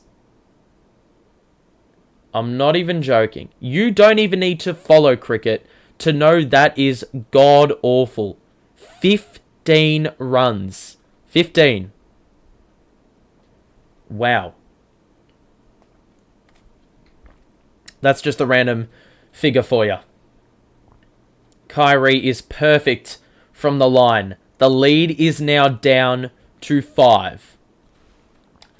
13-0 run. So now Scotty Barnes, he's going to post up Ben. It's good defense. Stays with him. The hook shot is short and it is going the other way. The lead can go down to a singular possession with a make on the other end for Brooklyn. Another tough stop and rebound. So it's Ben bringing it up. Scotty will pick him up. Ben gonna drive and hold it up. Kyrie tried the little cut to the rim and it is a turnover. Ben Simmons trying to find him. It was too far to his right. Van Vliet gonna drive. Kick out to Siakam. Siakam drives on Irving. The extra pass. Clacks again! Met Koloko on the dunk attempt. Gonna take it all the way. It is foul and 1. Oh, fucking hell. It was a foul, and I thought Scotty Barnes blocked it after it hit the backboard. It would have been 2+1. It is going to be just the 2. That's awfully close. No, it is. It's not a goaltend.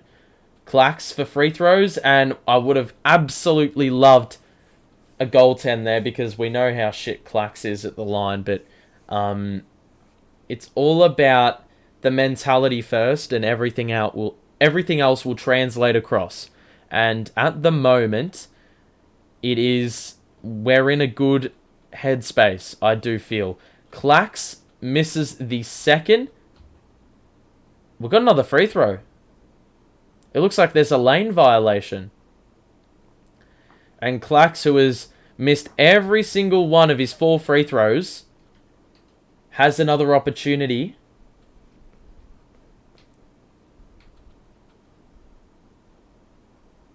He makes it, so he got bailed out there. And the lead is now 4. Scotty was nearly backcourt. Koloko to Van Vliet. Drives on Clacks. The scoop is excellent. Really protected the space well. And now the Nets will get into an offensive set. Kyrie lost it for a second. Royce top of the key, left wide open. That is well off. Was online, but too far long. And now Van Vliet going to drive it. Good collapse of the defense. The kick out is created. Barnes extra feed. And Koloko is fouled by Simmons as he was left open in the dunker spot. So, 2 free throws coming up here. Is that not a backcourt violation? I saw that he was in the backcourt, but I didn't know if that was a backcourt violation. Turns out the referee once again is errant to the fact. Once again, not paying attention to fucking anything. What a damn surprise. I mean, Stevie Wonder honestly would have more nous as a referee than the referees themselves. Simmons with a nice behind the back. Off the glass. That was an excellent move by Ben. Wonderful. Okay, now it's about forcing a stop. We've done fairly well in that department this quarter. The switch. Van Vliet picks up the dribble, and now Siakam puts the head down, lost the ball, and Clax was in the wrong position to get the steal. Siakam, tough shot. It's an air ball. Of course they get the long rebound because we forced them into a really bad miss. And now they get a third chance at it. Siakam, the post up. Good defense, Royce, but the shot is good. That is such a kick in the gut. When you play such good defense and those rebounds happen. KD over Koloko. Foul and 1! Let's go, KD! Let's go! Let's go! Kevin Durant cannot be stopped. You put whoever the hell you want on him. You foul him. You do this and that. He ain't going to relent. This guy's crazy, man. The lead can go back down to 4 with a free throw make, and it is exactly the case. So now, 68-64, and Van Vliet gets it past half court. Now Hernan Gomez to Van Vliet, who's going to drive, and Kyrie does well to force him into a kick. Scotty Barnes is wide open. It rattled around the rim. We didn't do the box out, and Siakam, for the second straight possession, we force a miss and then do not box out. So Kyrie for 3. Got it! Off the catch. And now the lead is down to 3. So the offense is back, baby. We've already got we got 15 points already in this quarter. Jesus Christ. Siakam going to drive on Clax. He is unmoved. KD saved it. Kyrie secures. Excellent to a running Clax. It's going to be a foul. Kevin Durant, you savior. First the tip, then dives out of bounds to save it. Kyrie secures, hands it to a running Claxton in full stride, and he, on the Euro, gets fouled. So it will be free throws coming up for Nicholas, and, I mean, he's got to make these, and he does so there. So after missing his first 3, plus 1 that didn't count because of a violation, he has made his last 2. And, you know, him falling out of that slump somewhat. Does he make that? Yeah, he does. So, just like that, Clax making 3 straight is really indicative of how we have played as a whole in this third quarter. We've really picked up the pace in a number of categories. And, you know, this is why we're back in the game. Van Vliet drives. That was such a weird shot. Van Vliet got his footwork stuffed up. And now we can take the lead. Kyrie. Oh, fuck. Kyrie is going to get a double dribble, I believe, or a travel. And, well, unfortunately, it's going the other way. So, another excellent defensive possession leading to an offensive opportunity. That time it went, well, unrewarded. But, we've done very well to get back in this game. Van Vliet threw Barnes in the corner. KD left him open, and Barnes missed badly. And that's one that you probably want to give up, because Scotty is really struggling from the field. Ben Simmons to Royce, and now KD, and he is going to get a high screen set for him by Clax. Clax rolls. He's got Ben wide open in the dunker spot. Didn't see him. Royce holds up his dribble. We got to shoot it. One-legged three. It's an air ball. That is frustrating. The last two possessions, we've had a chance to get over the hump and, get the lead and potentially not look back from there. But unfortunately, it's gone turnover and shot clock violation. So another turnover. So we need to have a level of calm. But on the defensive side now, the Raptors are struggling. In the first half of this third quarter, they have scored 8 points. And given they scored 62 in the first half, it's been a very good shift defensively. And forcing the ball into other players' hands. If we look at the box score right now, you will see KD's got 19. Kyrie has done well to pick up the slack, because he started pretty slow in this game. But he's fought back well. And KD's got 19. I mean, the guy's only taken one shot this quarter. And scored 4 points from it. So, he is so efficient. It's unbelievable. But we need the ball in his hands more. You can see the shooting's gone up. The 3-point shooting has also gone up. We've scored 2 of our 4 3-pointers. You can see for the Raptors, Siakam got 13, but Van Vliet has only taken 2 shots after scoring or shooting 15 shots in the first half alone. So we've forced him into less, and that is why the lead has gone down. The turnovers have also gone up for the Raptors. The shooting has gone down. How many free throws have they had? They've had 2, which is a much lower rate than the first half. The turnovers, well, they've had 1 this quarter, but granted, we've had a bit of difficulty in forcing, but us ourselves, we've had 2 in this quarter. And both of them were the last 2 possessions. So, we've got to be better in looking after the ball. But the free throw disparity is gone. We've had 8 free throws in this quarter already. So, we've been good in being assertive. Alrighty. Kevin Durant and Kyrie are the best duo in the NBA right now. I mean, you could make a case for that. Tatum and Brown have been pretty good. I mean, pretty hard to bypass, but KD and Kyrie right up there. Was only a matter of energy and returning in this game 100%. That was the major pitfall. It was going to take a bit of time to ease back in. So, a 1-point game after being down by 18 very late in the second quarter. So we've done well to fight our way back in. The starting 5 has done a good job. But it is all about focusing on continuing to get these stops, number 1. And number 2, it is about not turning it over on the offensive end.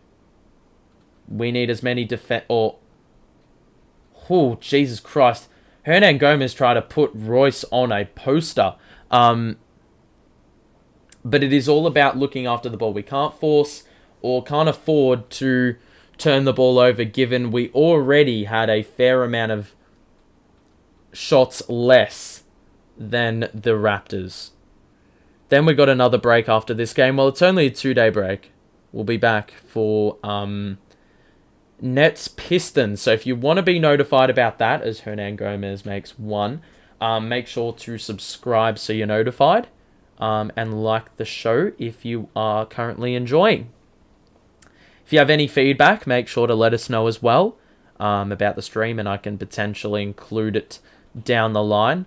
Hernan Gomez makes 1 of 2, and just like that, we can take the lead again. So the Raptors struggling to get an offensive rhythm in this third quarter. So Simmons on the outside. Oh, for fuck's sake, that's turnover 3 in a row. We've had 3 opportunities to tie or take the lead, and every single time we've let it go begging because of a turnover. It was like for 4 or 5 minutes, no turnovers. Last 3 possessions on the offensive side, 3 turnovers. Barnes, excellent trap. Hernan Gomez, excellent cut and scores for 2. So just like that, the lead is back out to 2 possessions, and the lead is once again 1 step away. Or 2 steps away. KD going to get it here. He was closed out. That's turnover 4 in a row. Van Vliet on the catch and shoot 3. Doesn't even hit the rim. Utah is in the game. Oh, excellent work. And is fouled on the drive. He had Hernan Gomez on the deck. So, excellent assertiveness. Straight into the game. And already an instant impact. So, I don't know who was first to go to the bench. I think it was Kyrie, but I could be mistaken here. Joe's about to check in. Utah makes the first free throw. And, yeah, so Kyrie's on the bench. Ben is also on the bench. No, Royce is on the bench. So it's Utah, Joe, Kyrie, KD, and Clax. Boucher is in for the Raptors. Koloko is fetched from the floor.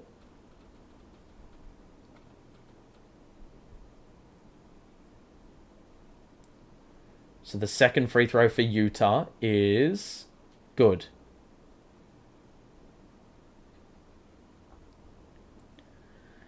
So Scotty will bring it up. And now Siakam.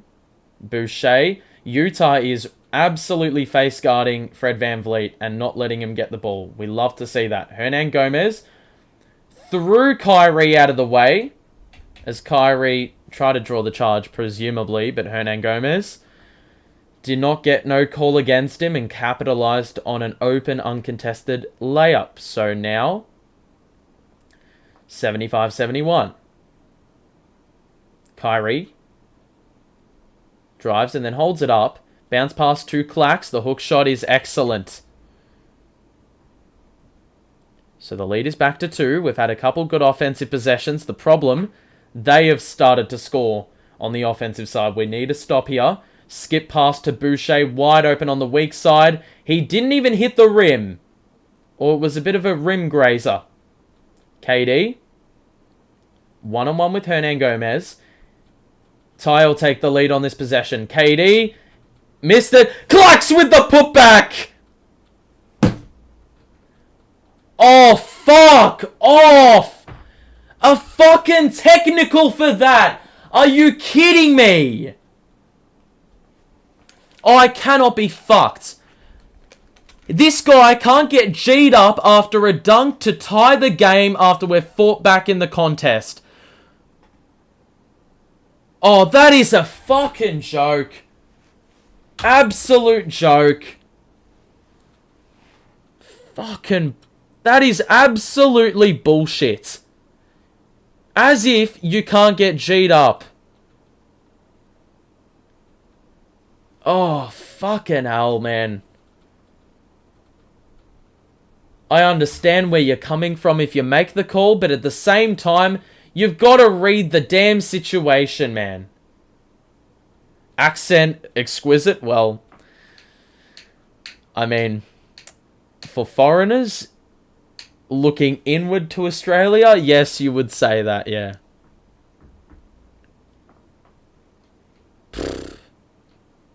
So Raptors on the side. VanVleet's going to get it from the inbounds, and we cover that pretty well. So Siakam going to drive on Utah.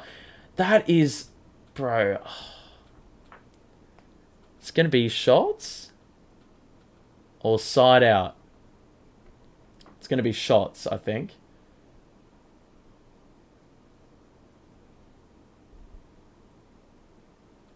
It's going to be a side out. Okay, so... Good to see we've got things going our way in some way. So it's going to be a side out. Again, 3:49 to play third quarter. The Nets, in case you missed it, came from 18 points down in the second quarter. It was 62-44, very late in the second. And then we fought back well, but we have not led at any point, I don't think, in the entire game. Barnes tries to take KD off the dribble. Barnes doesn't get the roll, and now the Nets, once again, every time we've had a chance to take the lead, we've turned it over. KD, excellent cross, pull up for two, got it! The lead is back in the hands of the Nets. And that is indeed the first lead of the game for Brooklyn. 77-76, Van Vliet, switch, drive, turnover. It's a 3-on-1. Don't fuck this up. Joe, one more. Utah, yes! And it's a timeout. 3 minutes to play, and the lead is ours to lose now. And let's have a look where it is sourced from. Let's have a look. If we look at the box score, you will see the free throw count. We have doubled it, plus more. The assist number has not changed, really. Same rates. We've hit a few threes this quarter. We've doubled that number. The shooting has gone up. What else? Let's have a look. Utah has been excellent, by the way. 11 points, 11 minutes. Spark plug off the bench. If someone epitomizes that, it is him.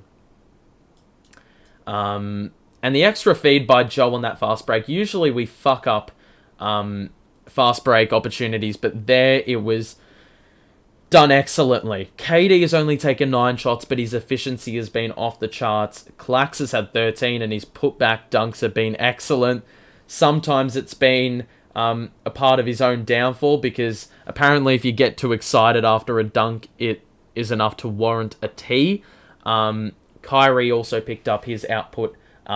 He's also doubled his points tally, but you know, everyone who's scored has, you know, scored 5 or more, so it's been good. And those who have not scored have not shot the ball more than twice. So it's not like they're putting up bricks on every possession. The Raptors, well, Van Vliet's only taken 3 shots and made 1 field goal. We said we needed to stop that, and we have. Scotty Barnes is shooting like garbage. Siakam has scored 13, but hasn't been able to, you know, take the game by the scruff of the neck. And their shooting has gone from around about 50% in both regard to around about 40%. The free throw number has also gone down, only 5 in the quarter. Turnovers, it's doubled. Granted, it was on 2 at halftime, and we've only forced 2 more, but we've, you know, the turnover count, we've had 4 turnovers, but that was within 1 or 2 minutes. Sorry, 6 blocks to Clax. I was not aware of that number. We've had 6 blocks this game, and every single one is at the hands of Clax. Wow. The man is an absolute tower. The man is scary. I don't know why you even bother trying to attack Clax on the drive. He is going to swat that shit to where Veronica is living in Slovakia. If she's still here. I don't know if she is, but legit. Mate. He's absolutely sending them out of the paint. So now we're back. Scotty Barnes to Van Vliet on the perimeter, guarded by your man Clax. Scotty gonna drive. Oh, Scotty with the throwdown over Clax. And I mean, you know, Clax is playing with a confidence level I haven't seen.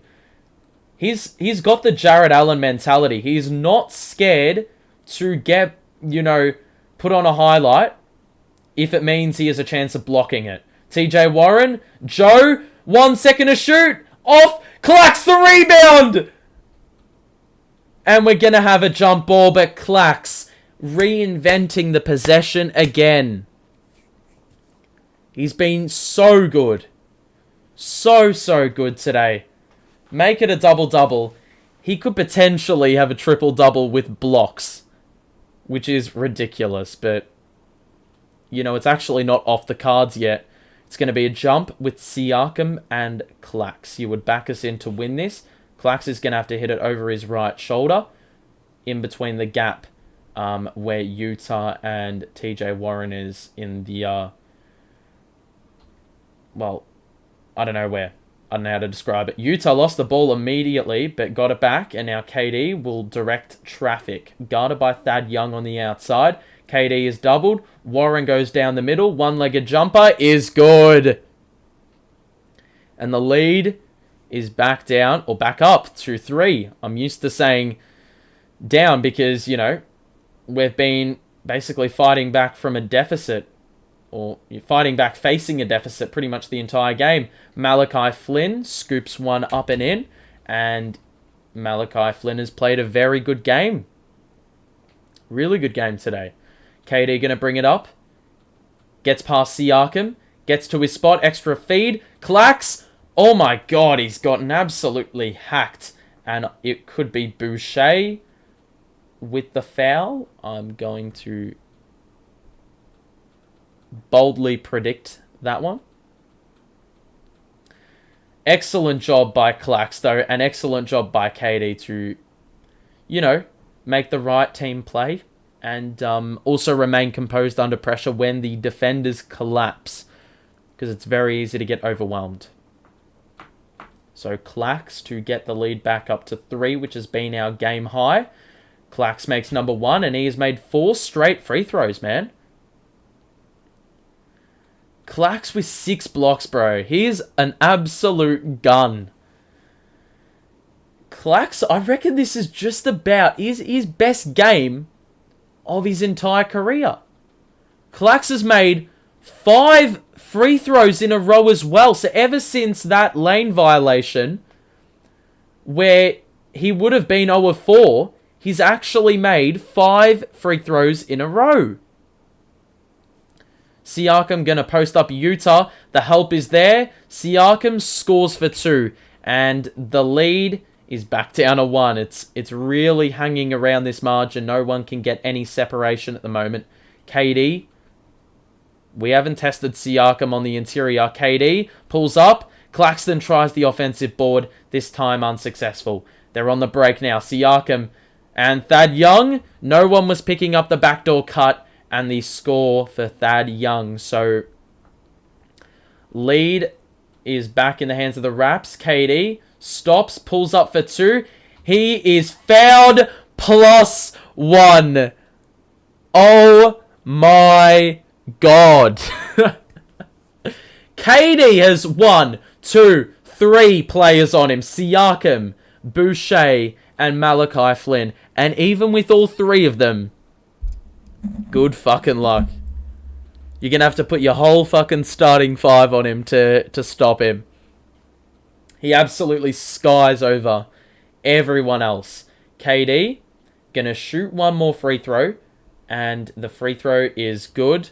And he's really shook off some early game struggles with the turnovers and failing to get shots up because of the defensive attention. But now he's really, well, he's found his way. Flynn over the top of KD. That's always going to be tough. Gang rebounding works, and TJ Warren slaps it to Watanabe. So, 1 possession here. This will get it out to a 2-point or 2-possession game.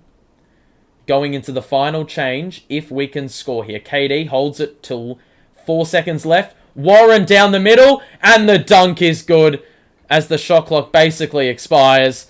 I'm not even bothering with the shot clock. There's 1.5 to play. Boucher gonna shoot. Oh, Jesus Christ. Hit back rim, but that is an absolutely exceptional third quarter. And we said, well, you know, they're going to find their way eventually, and they did exactly that in the third quarter. I'll tell you what, though. KD getting doubled and us playing 5 out at the same time opens up the interior. And TJ Warren, I mean, I've seen him do this a number of times. He always ducks down the middle because that seems to be the space, or where the space lies. And every single time the Raptors, their numbers are weighted to the perimeter. So there's plenty of opportunity on the interior to score.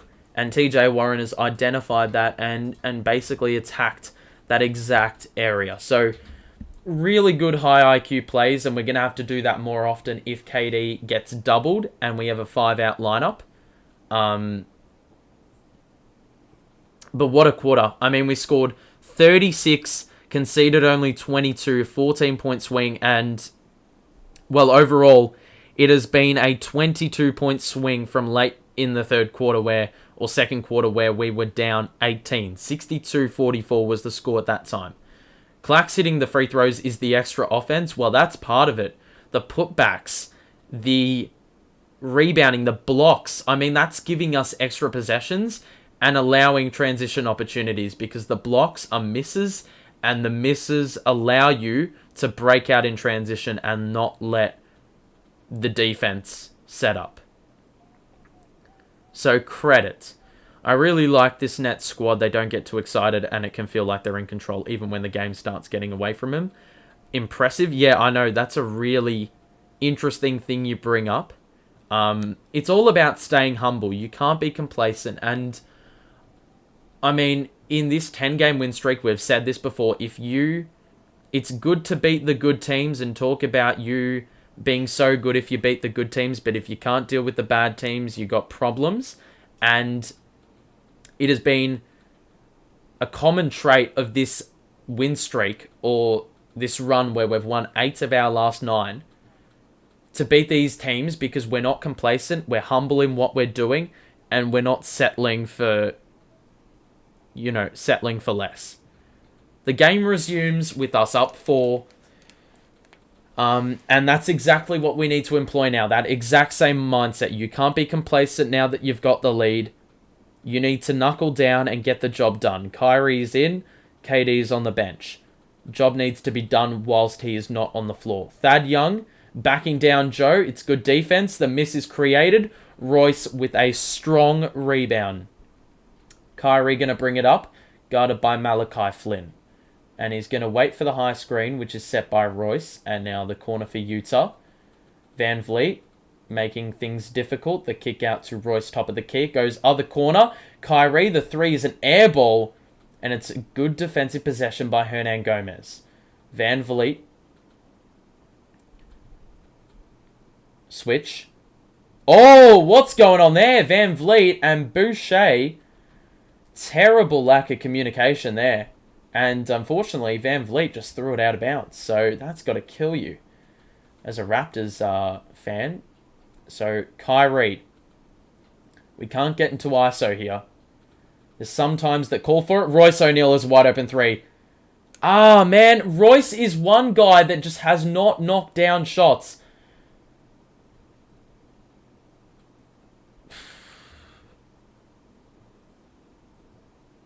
Man, what on earth?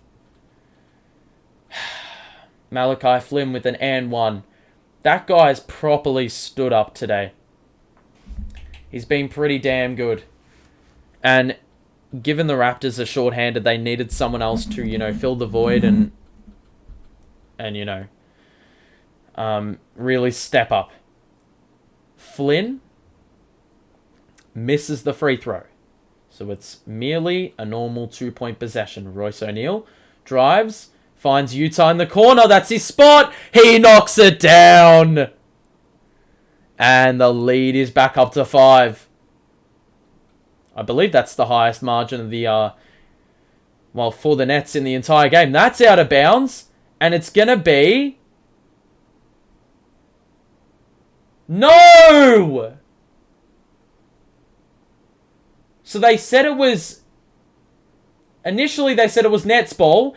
Then the Raptors talked the referees into it and changing the call. You know this happens. This never happens with us. We are never able to argue the point and get our way. He's just thrown that out of bounds. That's a joke. He's thrown that out of bounds. It's an absolute joke.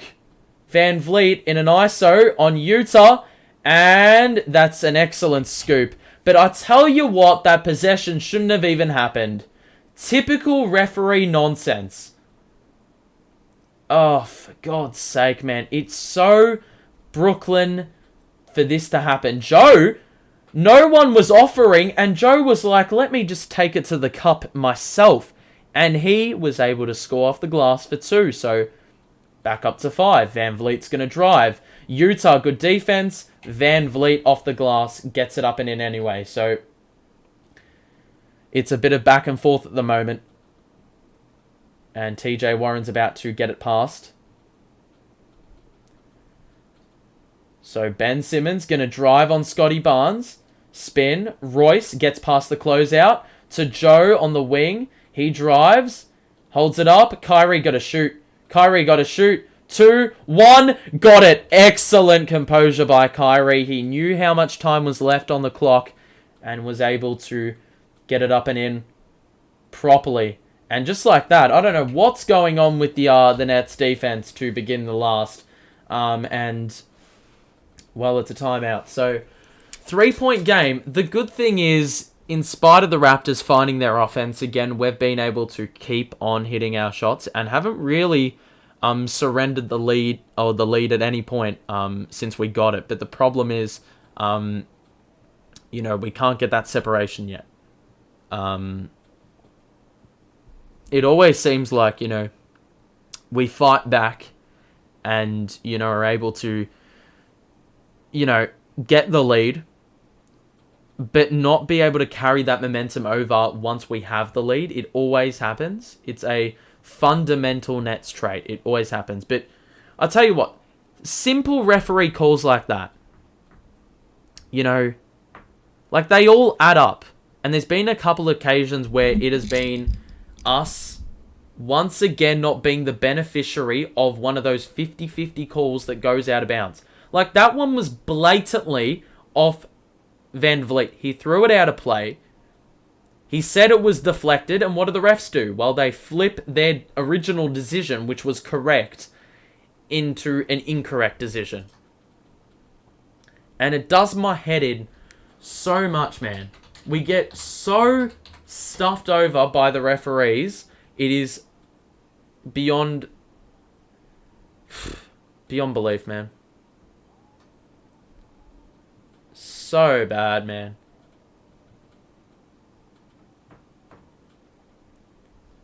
Like, and then you're getting bullshit technicals for celebrating in a situation where you've returned from a deficit.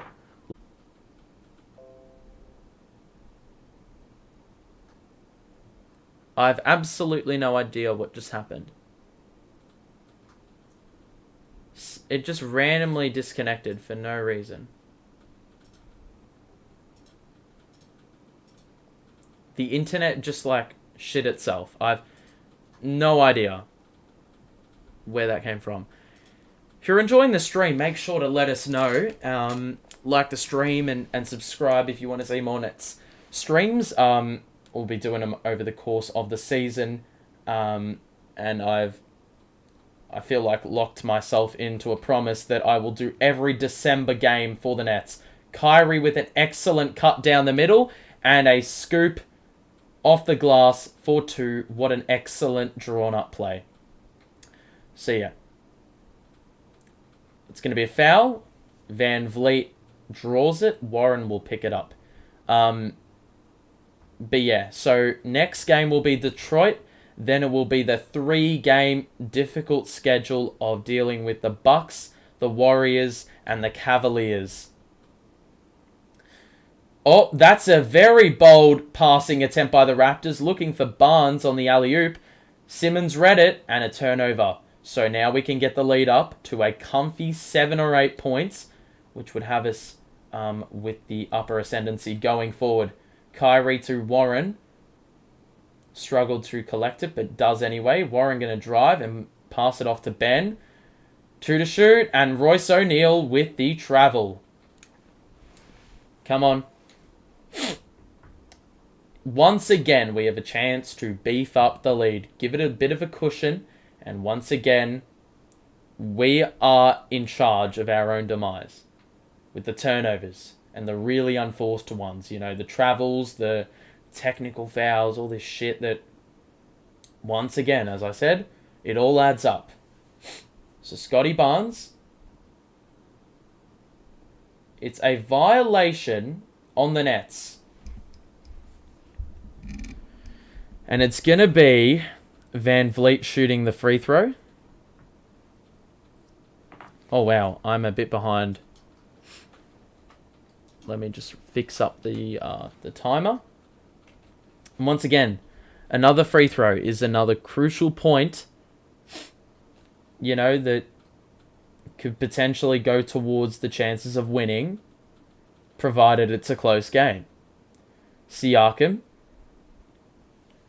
Guarded by Warren. Oh, come on, man. So Warren picks up another foul. And Warren's a bit confused with the call. I thought it was fairly clean, but... KD now is going to check back in. The good thing is we held firm with KD off the floor.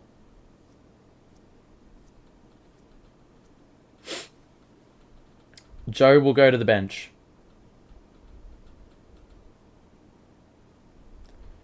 Loopy pass to Barnes off the inbounds. Flynn going to shoot over Ben, and that is well off. The rebound is secured. KD slaps it to Kyrie. Kyrie gets into it quickly. Kick out to Ben. He can't shoot threes.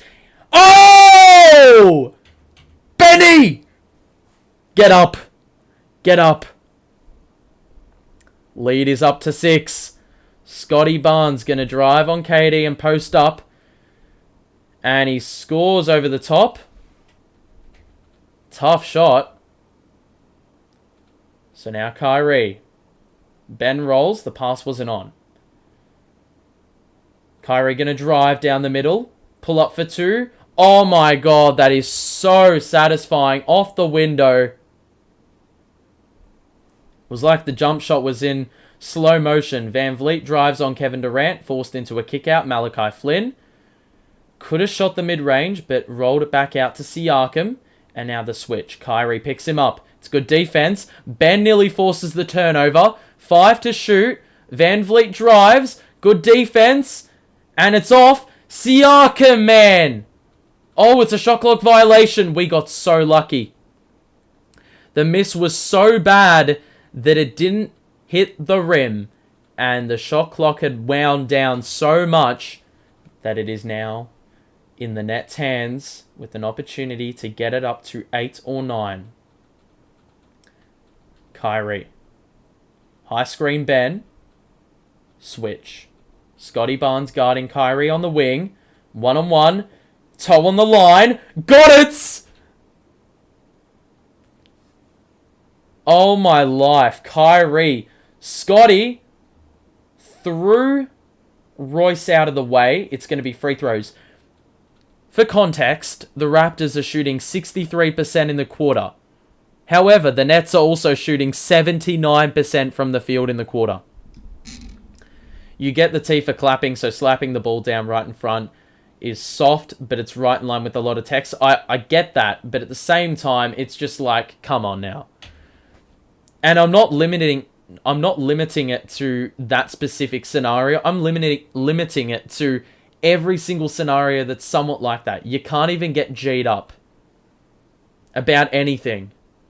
You know, you're supposed to be robotic, apparently, as a professional player. Back to whoever said that missed the fourth quarter, it's his time. Kyrie's got 8 in the fourth. Missed 1 of his 5 shots. He has been electric. Kyrie shoots. Knew he missed it. Oh, Ben snuck up from behind, and unfortunately there was no one there to help out and support. Raptors go the other way. Skip pass to Flynn. Good closeout by Ben. And it's going to be Nets ball. Ben Simmons with the exceptional closeout and very tight defense. Knocked it off Flynn's leg and went out of play. So it will be Nets ball without them even getting a shot up. KD will slow the play down. We've got 5 minutes left. KD one-on-one with Siakam. Good defense. Siakam stays very strong, but KD, high off the window, is able to score for 2, and the lead's up to 8.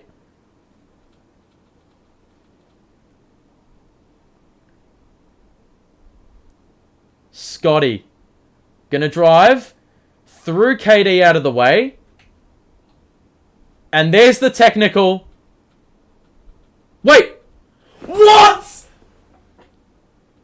Oh, bro, the Raptors are so kissed by the referees. KD has got a technical.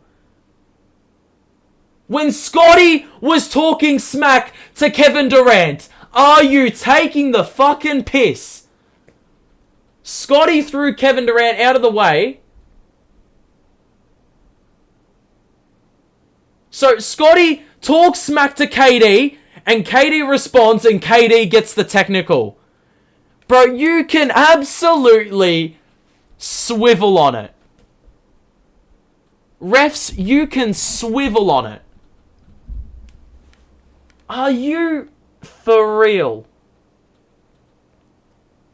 Oh my life. This game is so fucked, mate.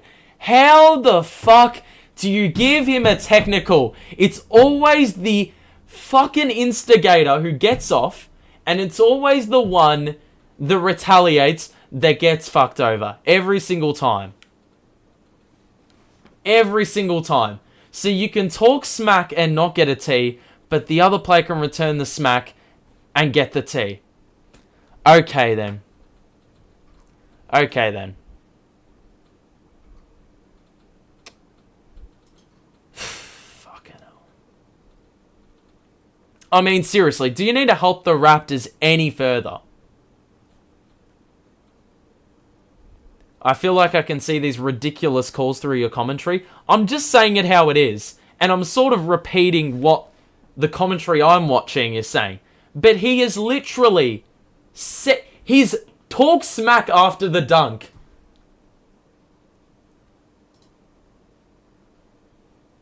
He's talking smack after the dunk. It's double standards, man.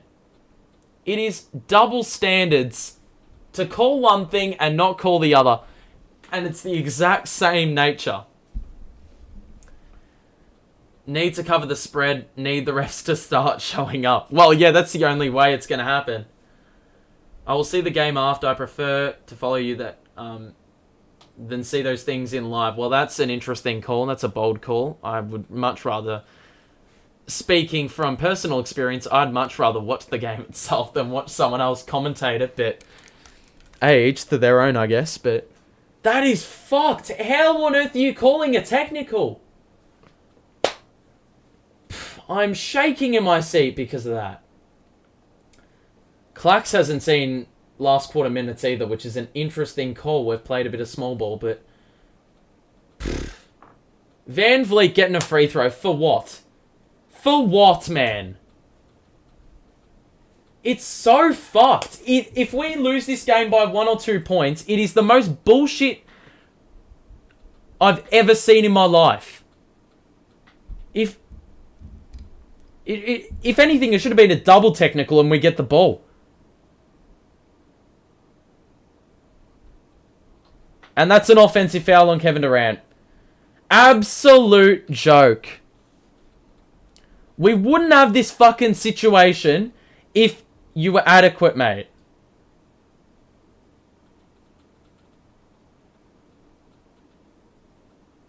Yeah, KD pushing a Spanish guy over. That's a very wise idea.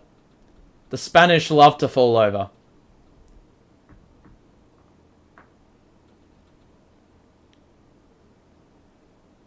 Oh, fuck off.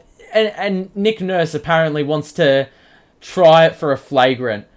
Quite honestly, you can't make this shit up, man. The lead should be about 10 on the backing of all this bullshit, man. The Raptors haven't committed a foul in this quarter. Well, amazing. Siakam gets KD in the air, and Siakam scores for 2. KD unhappy. Come on. Alrighty, we need to fight through this. Royce, you have a wide open 3. Oh my god, man. He's got so many open looks, man. Malachi Flynn's going to close this game out. Koloko on the bench. Siakam, high screen set by Van Vliet. The switch. Siakam is going to definitely take Kyrie Irving into the paint. Does well. And it's a travel! Kyrie, excellent job. Excellent job holding it. Jesus Christ. So Ben is going to post up Siakam. It's a 5-out kind of lineup. Ben is fouled and Siakam is wondering what the hell that was for. And Nick Nurse... Is Nick Nurse going to call a timeout? Let's have a look. Bro, that is... It is a foul. It's a foul. It could be on the floor. Simmons misses number 1. Ah! You just knew this was going to happen. Game score should be 105-96. I swear if we lose this game... Fucking... We're not even going to get a last 2-minute report because it was obviously outside the last 2 minutes. But that is inexcusable, man. Ben missed both. Utah is in the game. Why is Royce in the game over Clax, bro? Clax offers more 3-point threat than fucking Royce, bro. Flynn misses the 3. They get the board. Siakam lost it. Royce, get there. Hold it up. Utah. We're getting a timeout. Jacques Vaughn, exceptional call. Exceptional call. And that is a really sensible call because we've been a little bit in disarray in the last couple of minutes. Those technicals have thrown us off course a little bit, but exactly what Ivan is saying. We need to stay in the game mentally. That is all it is. You're going to lose your physical shape if you mentally fall out of line. Alrighty, this is the situation. Siakam's got 17, so does Barnes. He's made his last 4 shots. Van Vliet's only made 2 field goals in this second half, and we've done a really good job containing him. If we look at the Nets, I have no idea why Clax is on the bench at this point. He's played 26 minutes, and his stats, 15 and 10 plus 6 blocks. We've had some good bench scoring. We have 6 players or 5 in double figures. And Joe's on 7 and Ben's on 8. So they also could push it. But, you know, the shooting's alright. I guess the 3-point shooting's dried up. But right now, how many shots? We've got 10 less shots than the Raptors up. So, the free throws have sort of accounted for that. We've, you know, really, you know, moved the ledger into our favour. We now are only getting outdone on free throws by 1, but got to keep them off the line, got to stay away from turnovers, got to remain composed overall. It is really that simple. If you are enjoying the stream, make sure to show your support and also subscribe if you're new. We're going to be doing every game in the month of December for the Nets, so make sure to, if you want to stay notified, you know the deal. O'Neal, Curry, and Thomas, no points. Curry and Thomas have had no minutes, but Royce need... I don't know why Royce is on the floor. Seriously, Clax has more switchability, potentially more 3-point shooting threat than Royce. You know, he's done everything better today, and he's not on the floor. Utah doing well, he's doing excellently well, and that's why he's on in the closing. Great choices of Vaughn. He takes timeouts at the right precise moment. Well, it's just a smart timeout, isn't it? And I think we had 3 timeouts left, so that timeout would have been unusable if we didn't, you know, call it in the next 18 seconds. We got to get it in. KD gets it in. or gets it from the inbounds. Shoots a three. Thought he was fouled. And he's not going to get the benefit. That was a very dumb call. And Van Vliet pulls up and scores a three. And it is all square. Ever since that bullshit fucking technical. KD. Bend down the middle. Kick out. Utah. Good ball fake. One more. Excellent ball use. Excellent pass by Utah. The extra feed. We have the lead back. We're up 2. Defense needed. Van Vliet drive. Good defense, Kai. Get the rebound. We're out in transition. Kyrie. KD. Got it!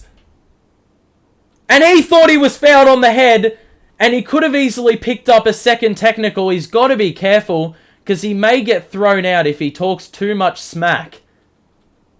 So, 109-105. We have... Oh, what the fuck is Ben doing? I was going to say we have the upper hand.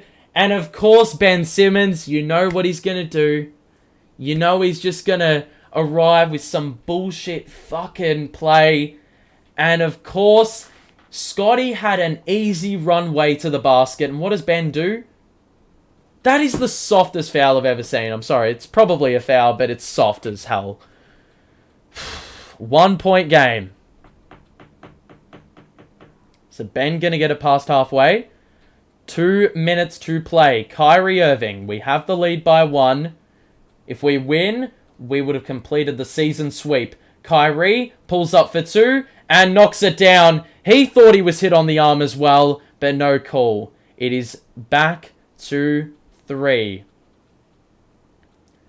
Both teams shooting above 60% in the quarter.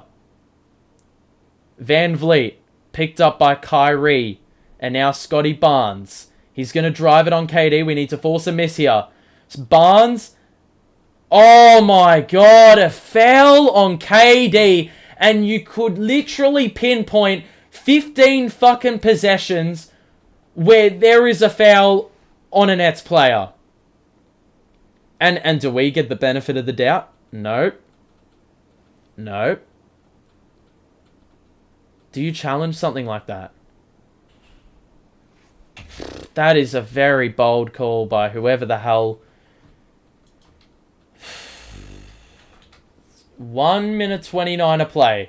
Scotty Barnes, who's shooting 70% on the season from the line, is shooting 7 of 8. So fair play. Making the free throws.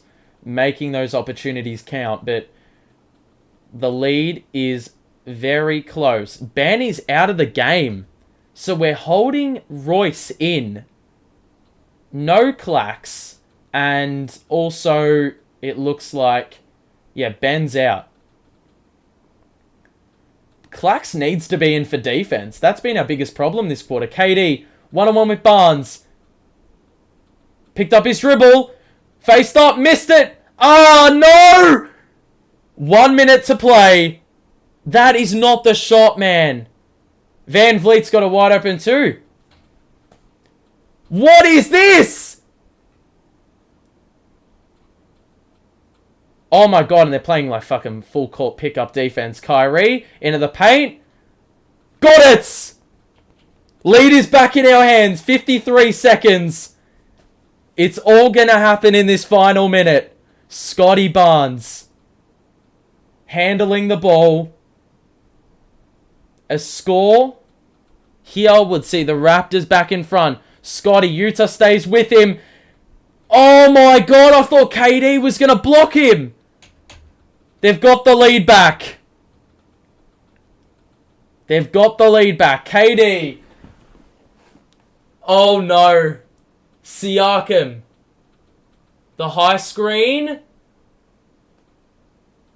Oh, turnover. Oh, shit. Kyrie gets into the paint. Kick out Utah. Yes! Yes! Yes! Utah! I love you! I love you! Utah!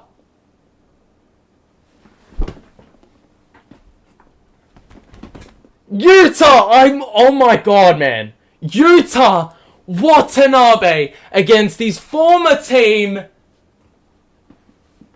Oh my god, man. That is crazy. Kyrie, I gotta give him credit. He attracted like 5 defenders on the drive. It left wide open shooters everywhere. But man, the game is not over. We are one stop away from getting the victory, coming from 18 points down. The referees definitely having put money on the Raptors. We need to get the job done now. Okay. Everyone that has played good defensively needs to be on the floor. Utah, Clax, Warren, KD, Kyrie. That'd be my lineup. KD, Kyrie, Utah, Clax, TJ. Bring it in. Time, you've got the time up there. 14.1. Ben is on the floor. Utah is on the bench. Here we go. 14 seconds to not concede a 3 or a 2. It's Royce, KD, Clax, Kyrie, and Ben. Here we go. Inbounded. Clax is guarding Scotty on the perimeter. The screen arrives. The switch. Scotty, KD! What the fuck, man? KD with the clean block, and they're fucking saying it's goaltending.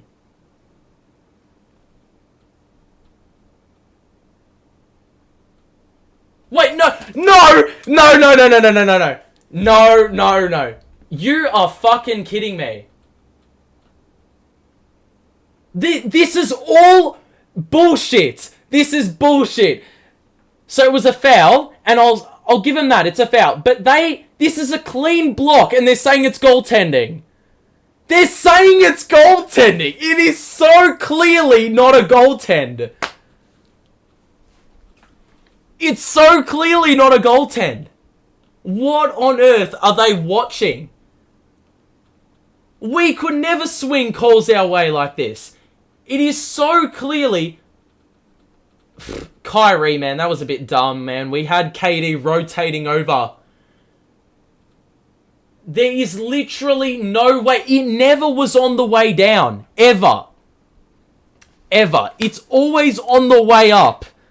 What are they... How on earth they were able to be... How were they heavily persuaded this badly that it was a goaltend? It's not even close to a goaltend. Fucking so dumb, man. They changed that call on the pure basis that they would have looked like absolute idiots. Now, the good thing is, Scotty Barnes on the season is not a great free throw shooter.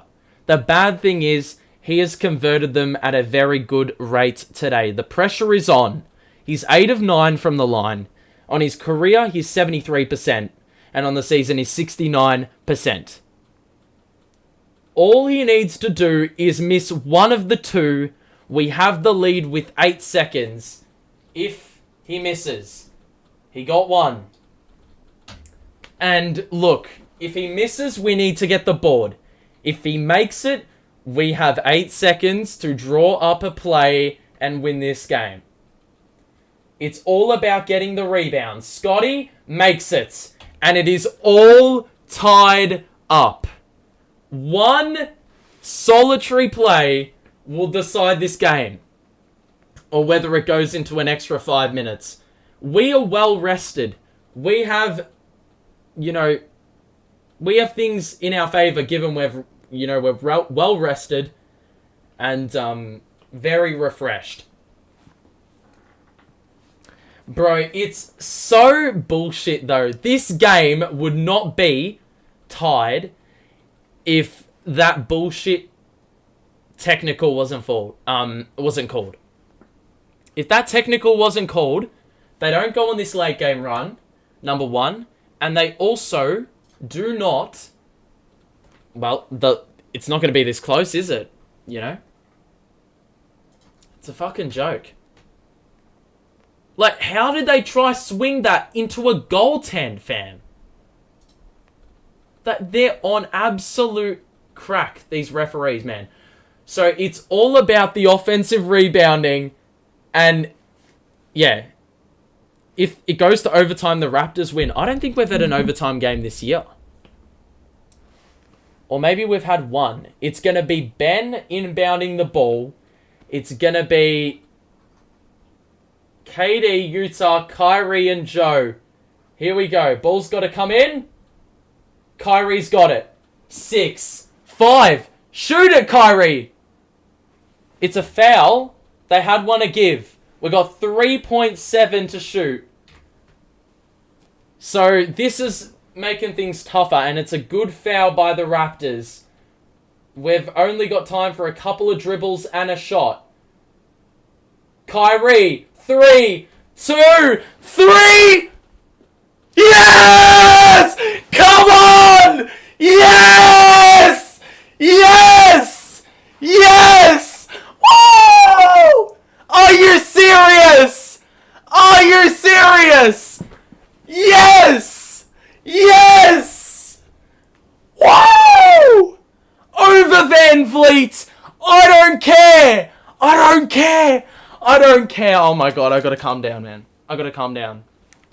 Missed the fourth quarter! Who the fuck said it? Who the fuck said it? Missed the fourth quarter! Who said it? Who said it? Kyrie, the cross, the shot over Van Vliet, and game over. We ain't playing an extra 5 minutes, baby. This one is done. Goodbye. Go to bed. Referees, swivel on it. Swivel on it, mate. Because you tried, but you didn't succeed. You tried, but you didn't succeed. Hey, mate, every single time, we just find ways. And as I said,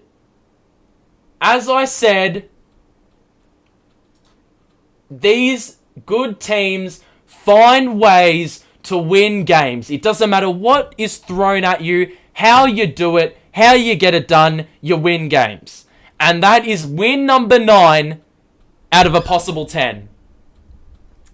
Wow. Whew. Let it all out, Nets fans. Let it all out. Because that is something. Let it all out. This is a safe space. And if you're a Toronto fan, this is also a safe space. I'm also willing, if you're a Toronto fan and you've just had to subject yourself to this, let us know how you're feeling. Oh my life. Kyrie in the last quarter, man. Missed the fourth quarter. Sheesh. And I lost my voice. Wow. I just need to relax, man.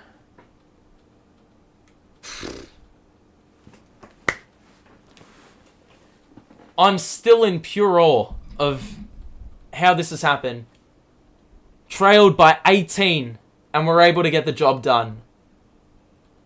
I just need to calm down, get the heart rate to something a bit lower. I had a sneaky suspicion that something was going to happen in the closing. I had a sneaky suspicion that something was going to happen in the closing. And look at that. I had a feeling, mate. I had a feeling. Oh my goodness. Share your thoughts on this game. I mean, we're going to put a little poll. Okay.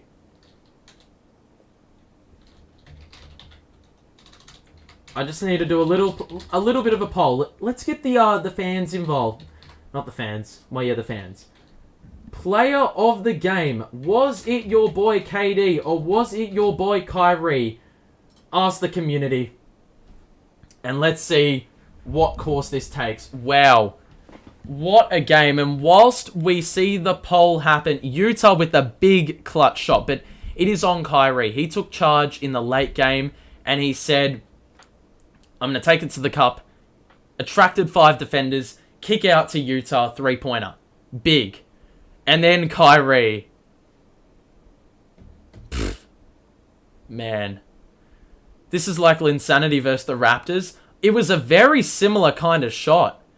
Of course I've seen the Linsanity shit though. I don't need to check it out. It's an iconic clip. I'm getting too old for this. I need to lie down. Bro. What a game. And look, I've missed a couple big games this year. Like, I haven't streamed them. The Dallas game and the Portland game, I didn't stream those. But I wanted a game like this where I can just go absolutely nuts when we hit a big shot. And we did exactly that. Royce O'Neal with the putback against Portland. You got this game with Kyrie hitting a clutch 3 on the buzzer as the shot clock expired.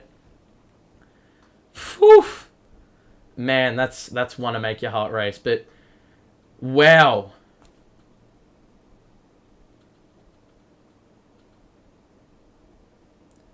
Caron or Karen? I don't know which. I'm assuming it's Caron. Caron with the title. I'm going to have to call Kyrie Mr. Fourth Quarter every time we hit a fourth quarter. I just dropped a pencil. Excellent going for me. Yuta the shooter. I mean, in the words of Iron Eagle. Unfortunately, he wasn't able to, call the game. Because he wasn't there. But, wow. I'm crying for Kyrie and the situation that he has passed in those last times right now. Well, I'm going to assume you're talking about, like, all those, moments where he's been in the media spotlight and whatnot. Fucking fair play for hitting a big shot like that, man. Far out. We're going to have a look at the box score and then we'll wrap things up. I just need to, regain a little bit of level-headedness, if you know what I'm saying. It ends with Van Vliet scoring 39, and he did score some late buckets. Scotty Barnes with 26 as well. He actually beefed up his score significantly, or scoring output, and Malachi Flynn off the bench was pretty good. But that is the shooting for them. And for us, we actually had 8 less shots. Rebounds, out-rebounded them. We shot 60.5% from the field. Wow. And 35% on threes. We hit a couple big ones late. Utah with 17 off the bench. On great efficiency. TJ with 10 and Joe with 7. That's some good bench production. And that's only from 3 of your players, KD with 28 on very good efficiency. Kyrie with 32. And I don't know how many were in the last quarter, but he put the foot down and just delivered and then some. He had a really inefficient first half and wasn't really that involved, but the second half, credit to the man, absolutely stood up. Clax with 6 blocks to go with 15 points and 10 rebounds, 3 of those offensive. And he was the main defensive anchor for the Nets today. But we had 6 players with 10 or more points, and then Joe was pushing it as well. But that's the kind of team performance you're going to need to win games. KD didn't do everything today. He only took the 15 shots. Utah off the bench was a spark plug and shot the ball well. TJ Warren, some good mid-range pull-ups when we needed them.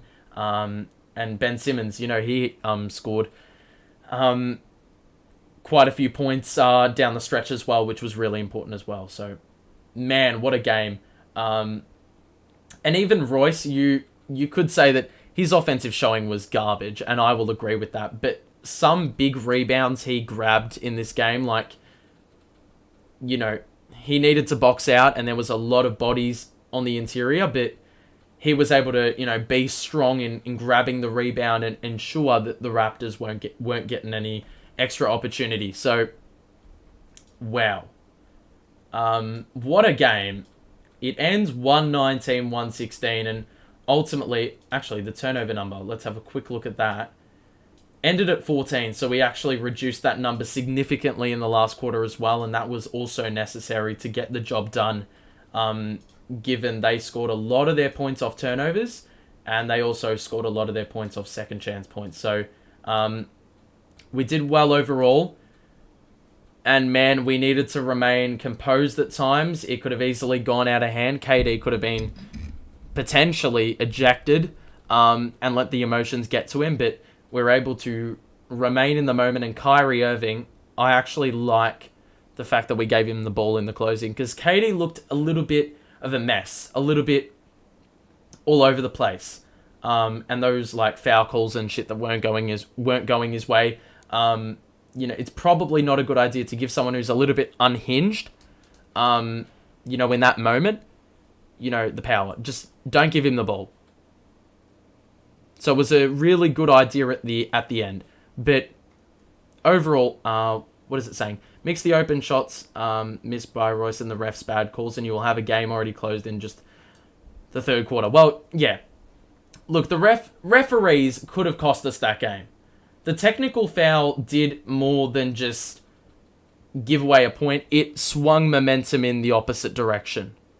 We went from, potentially bringing the ball up to the Raptors scoring a point, the crowd getting involved, the Nets being in disarray. It did a lot of things, but we did well in the closing, as I said.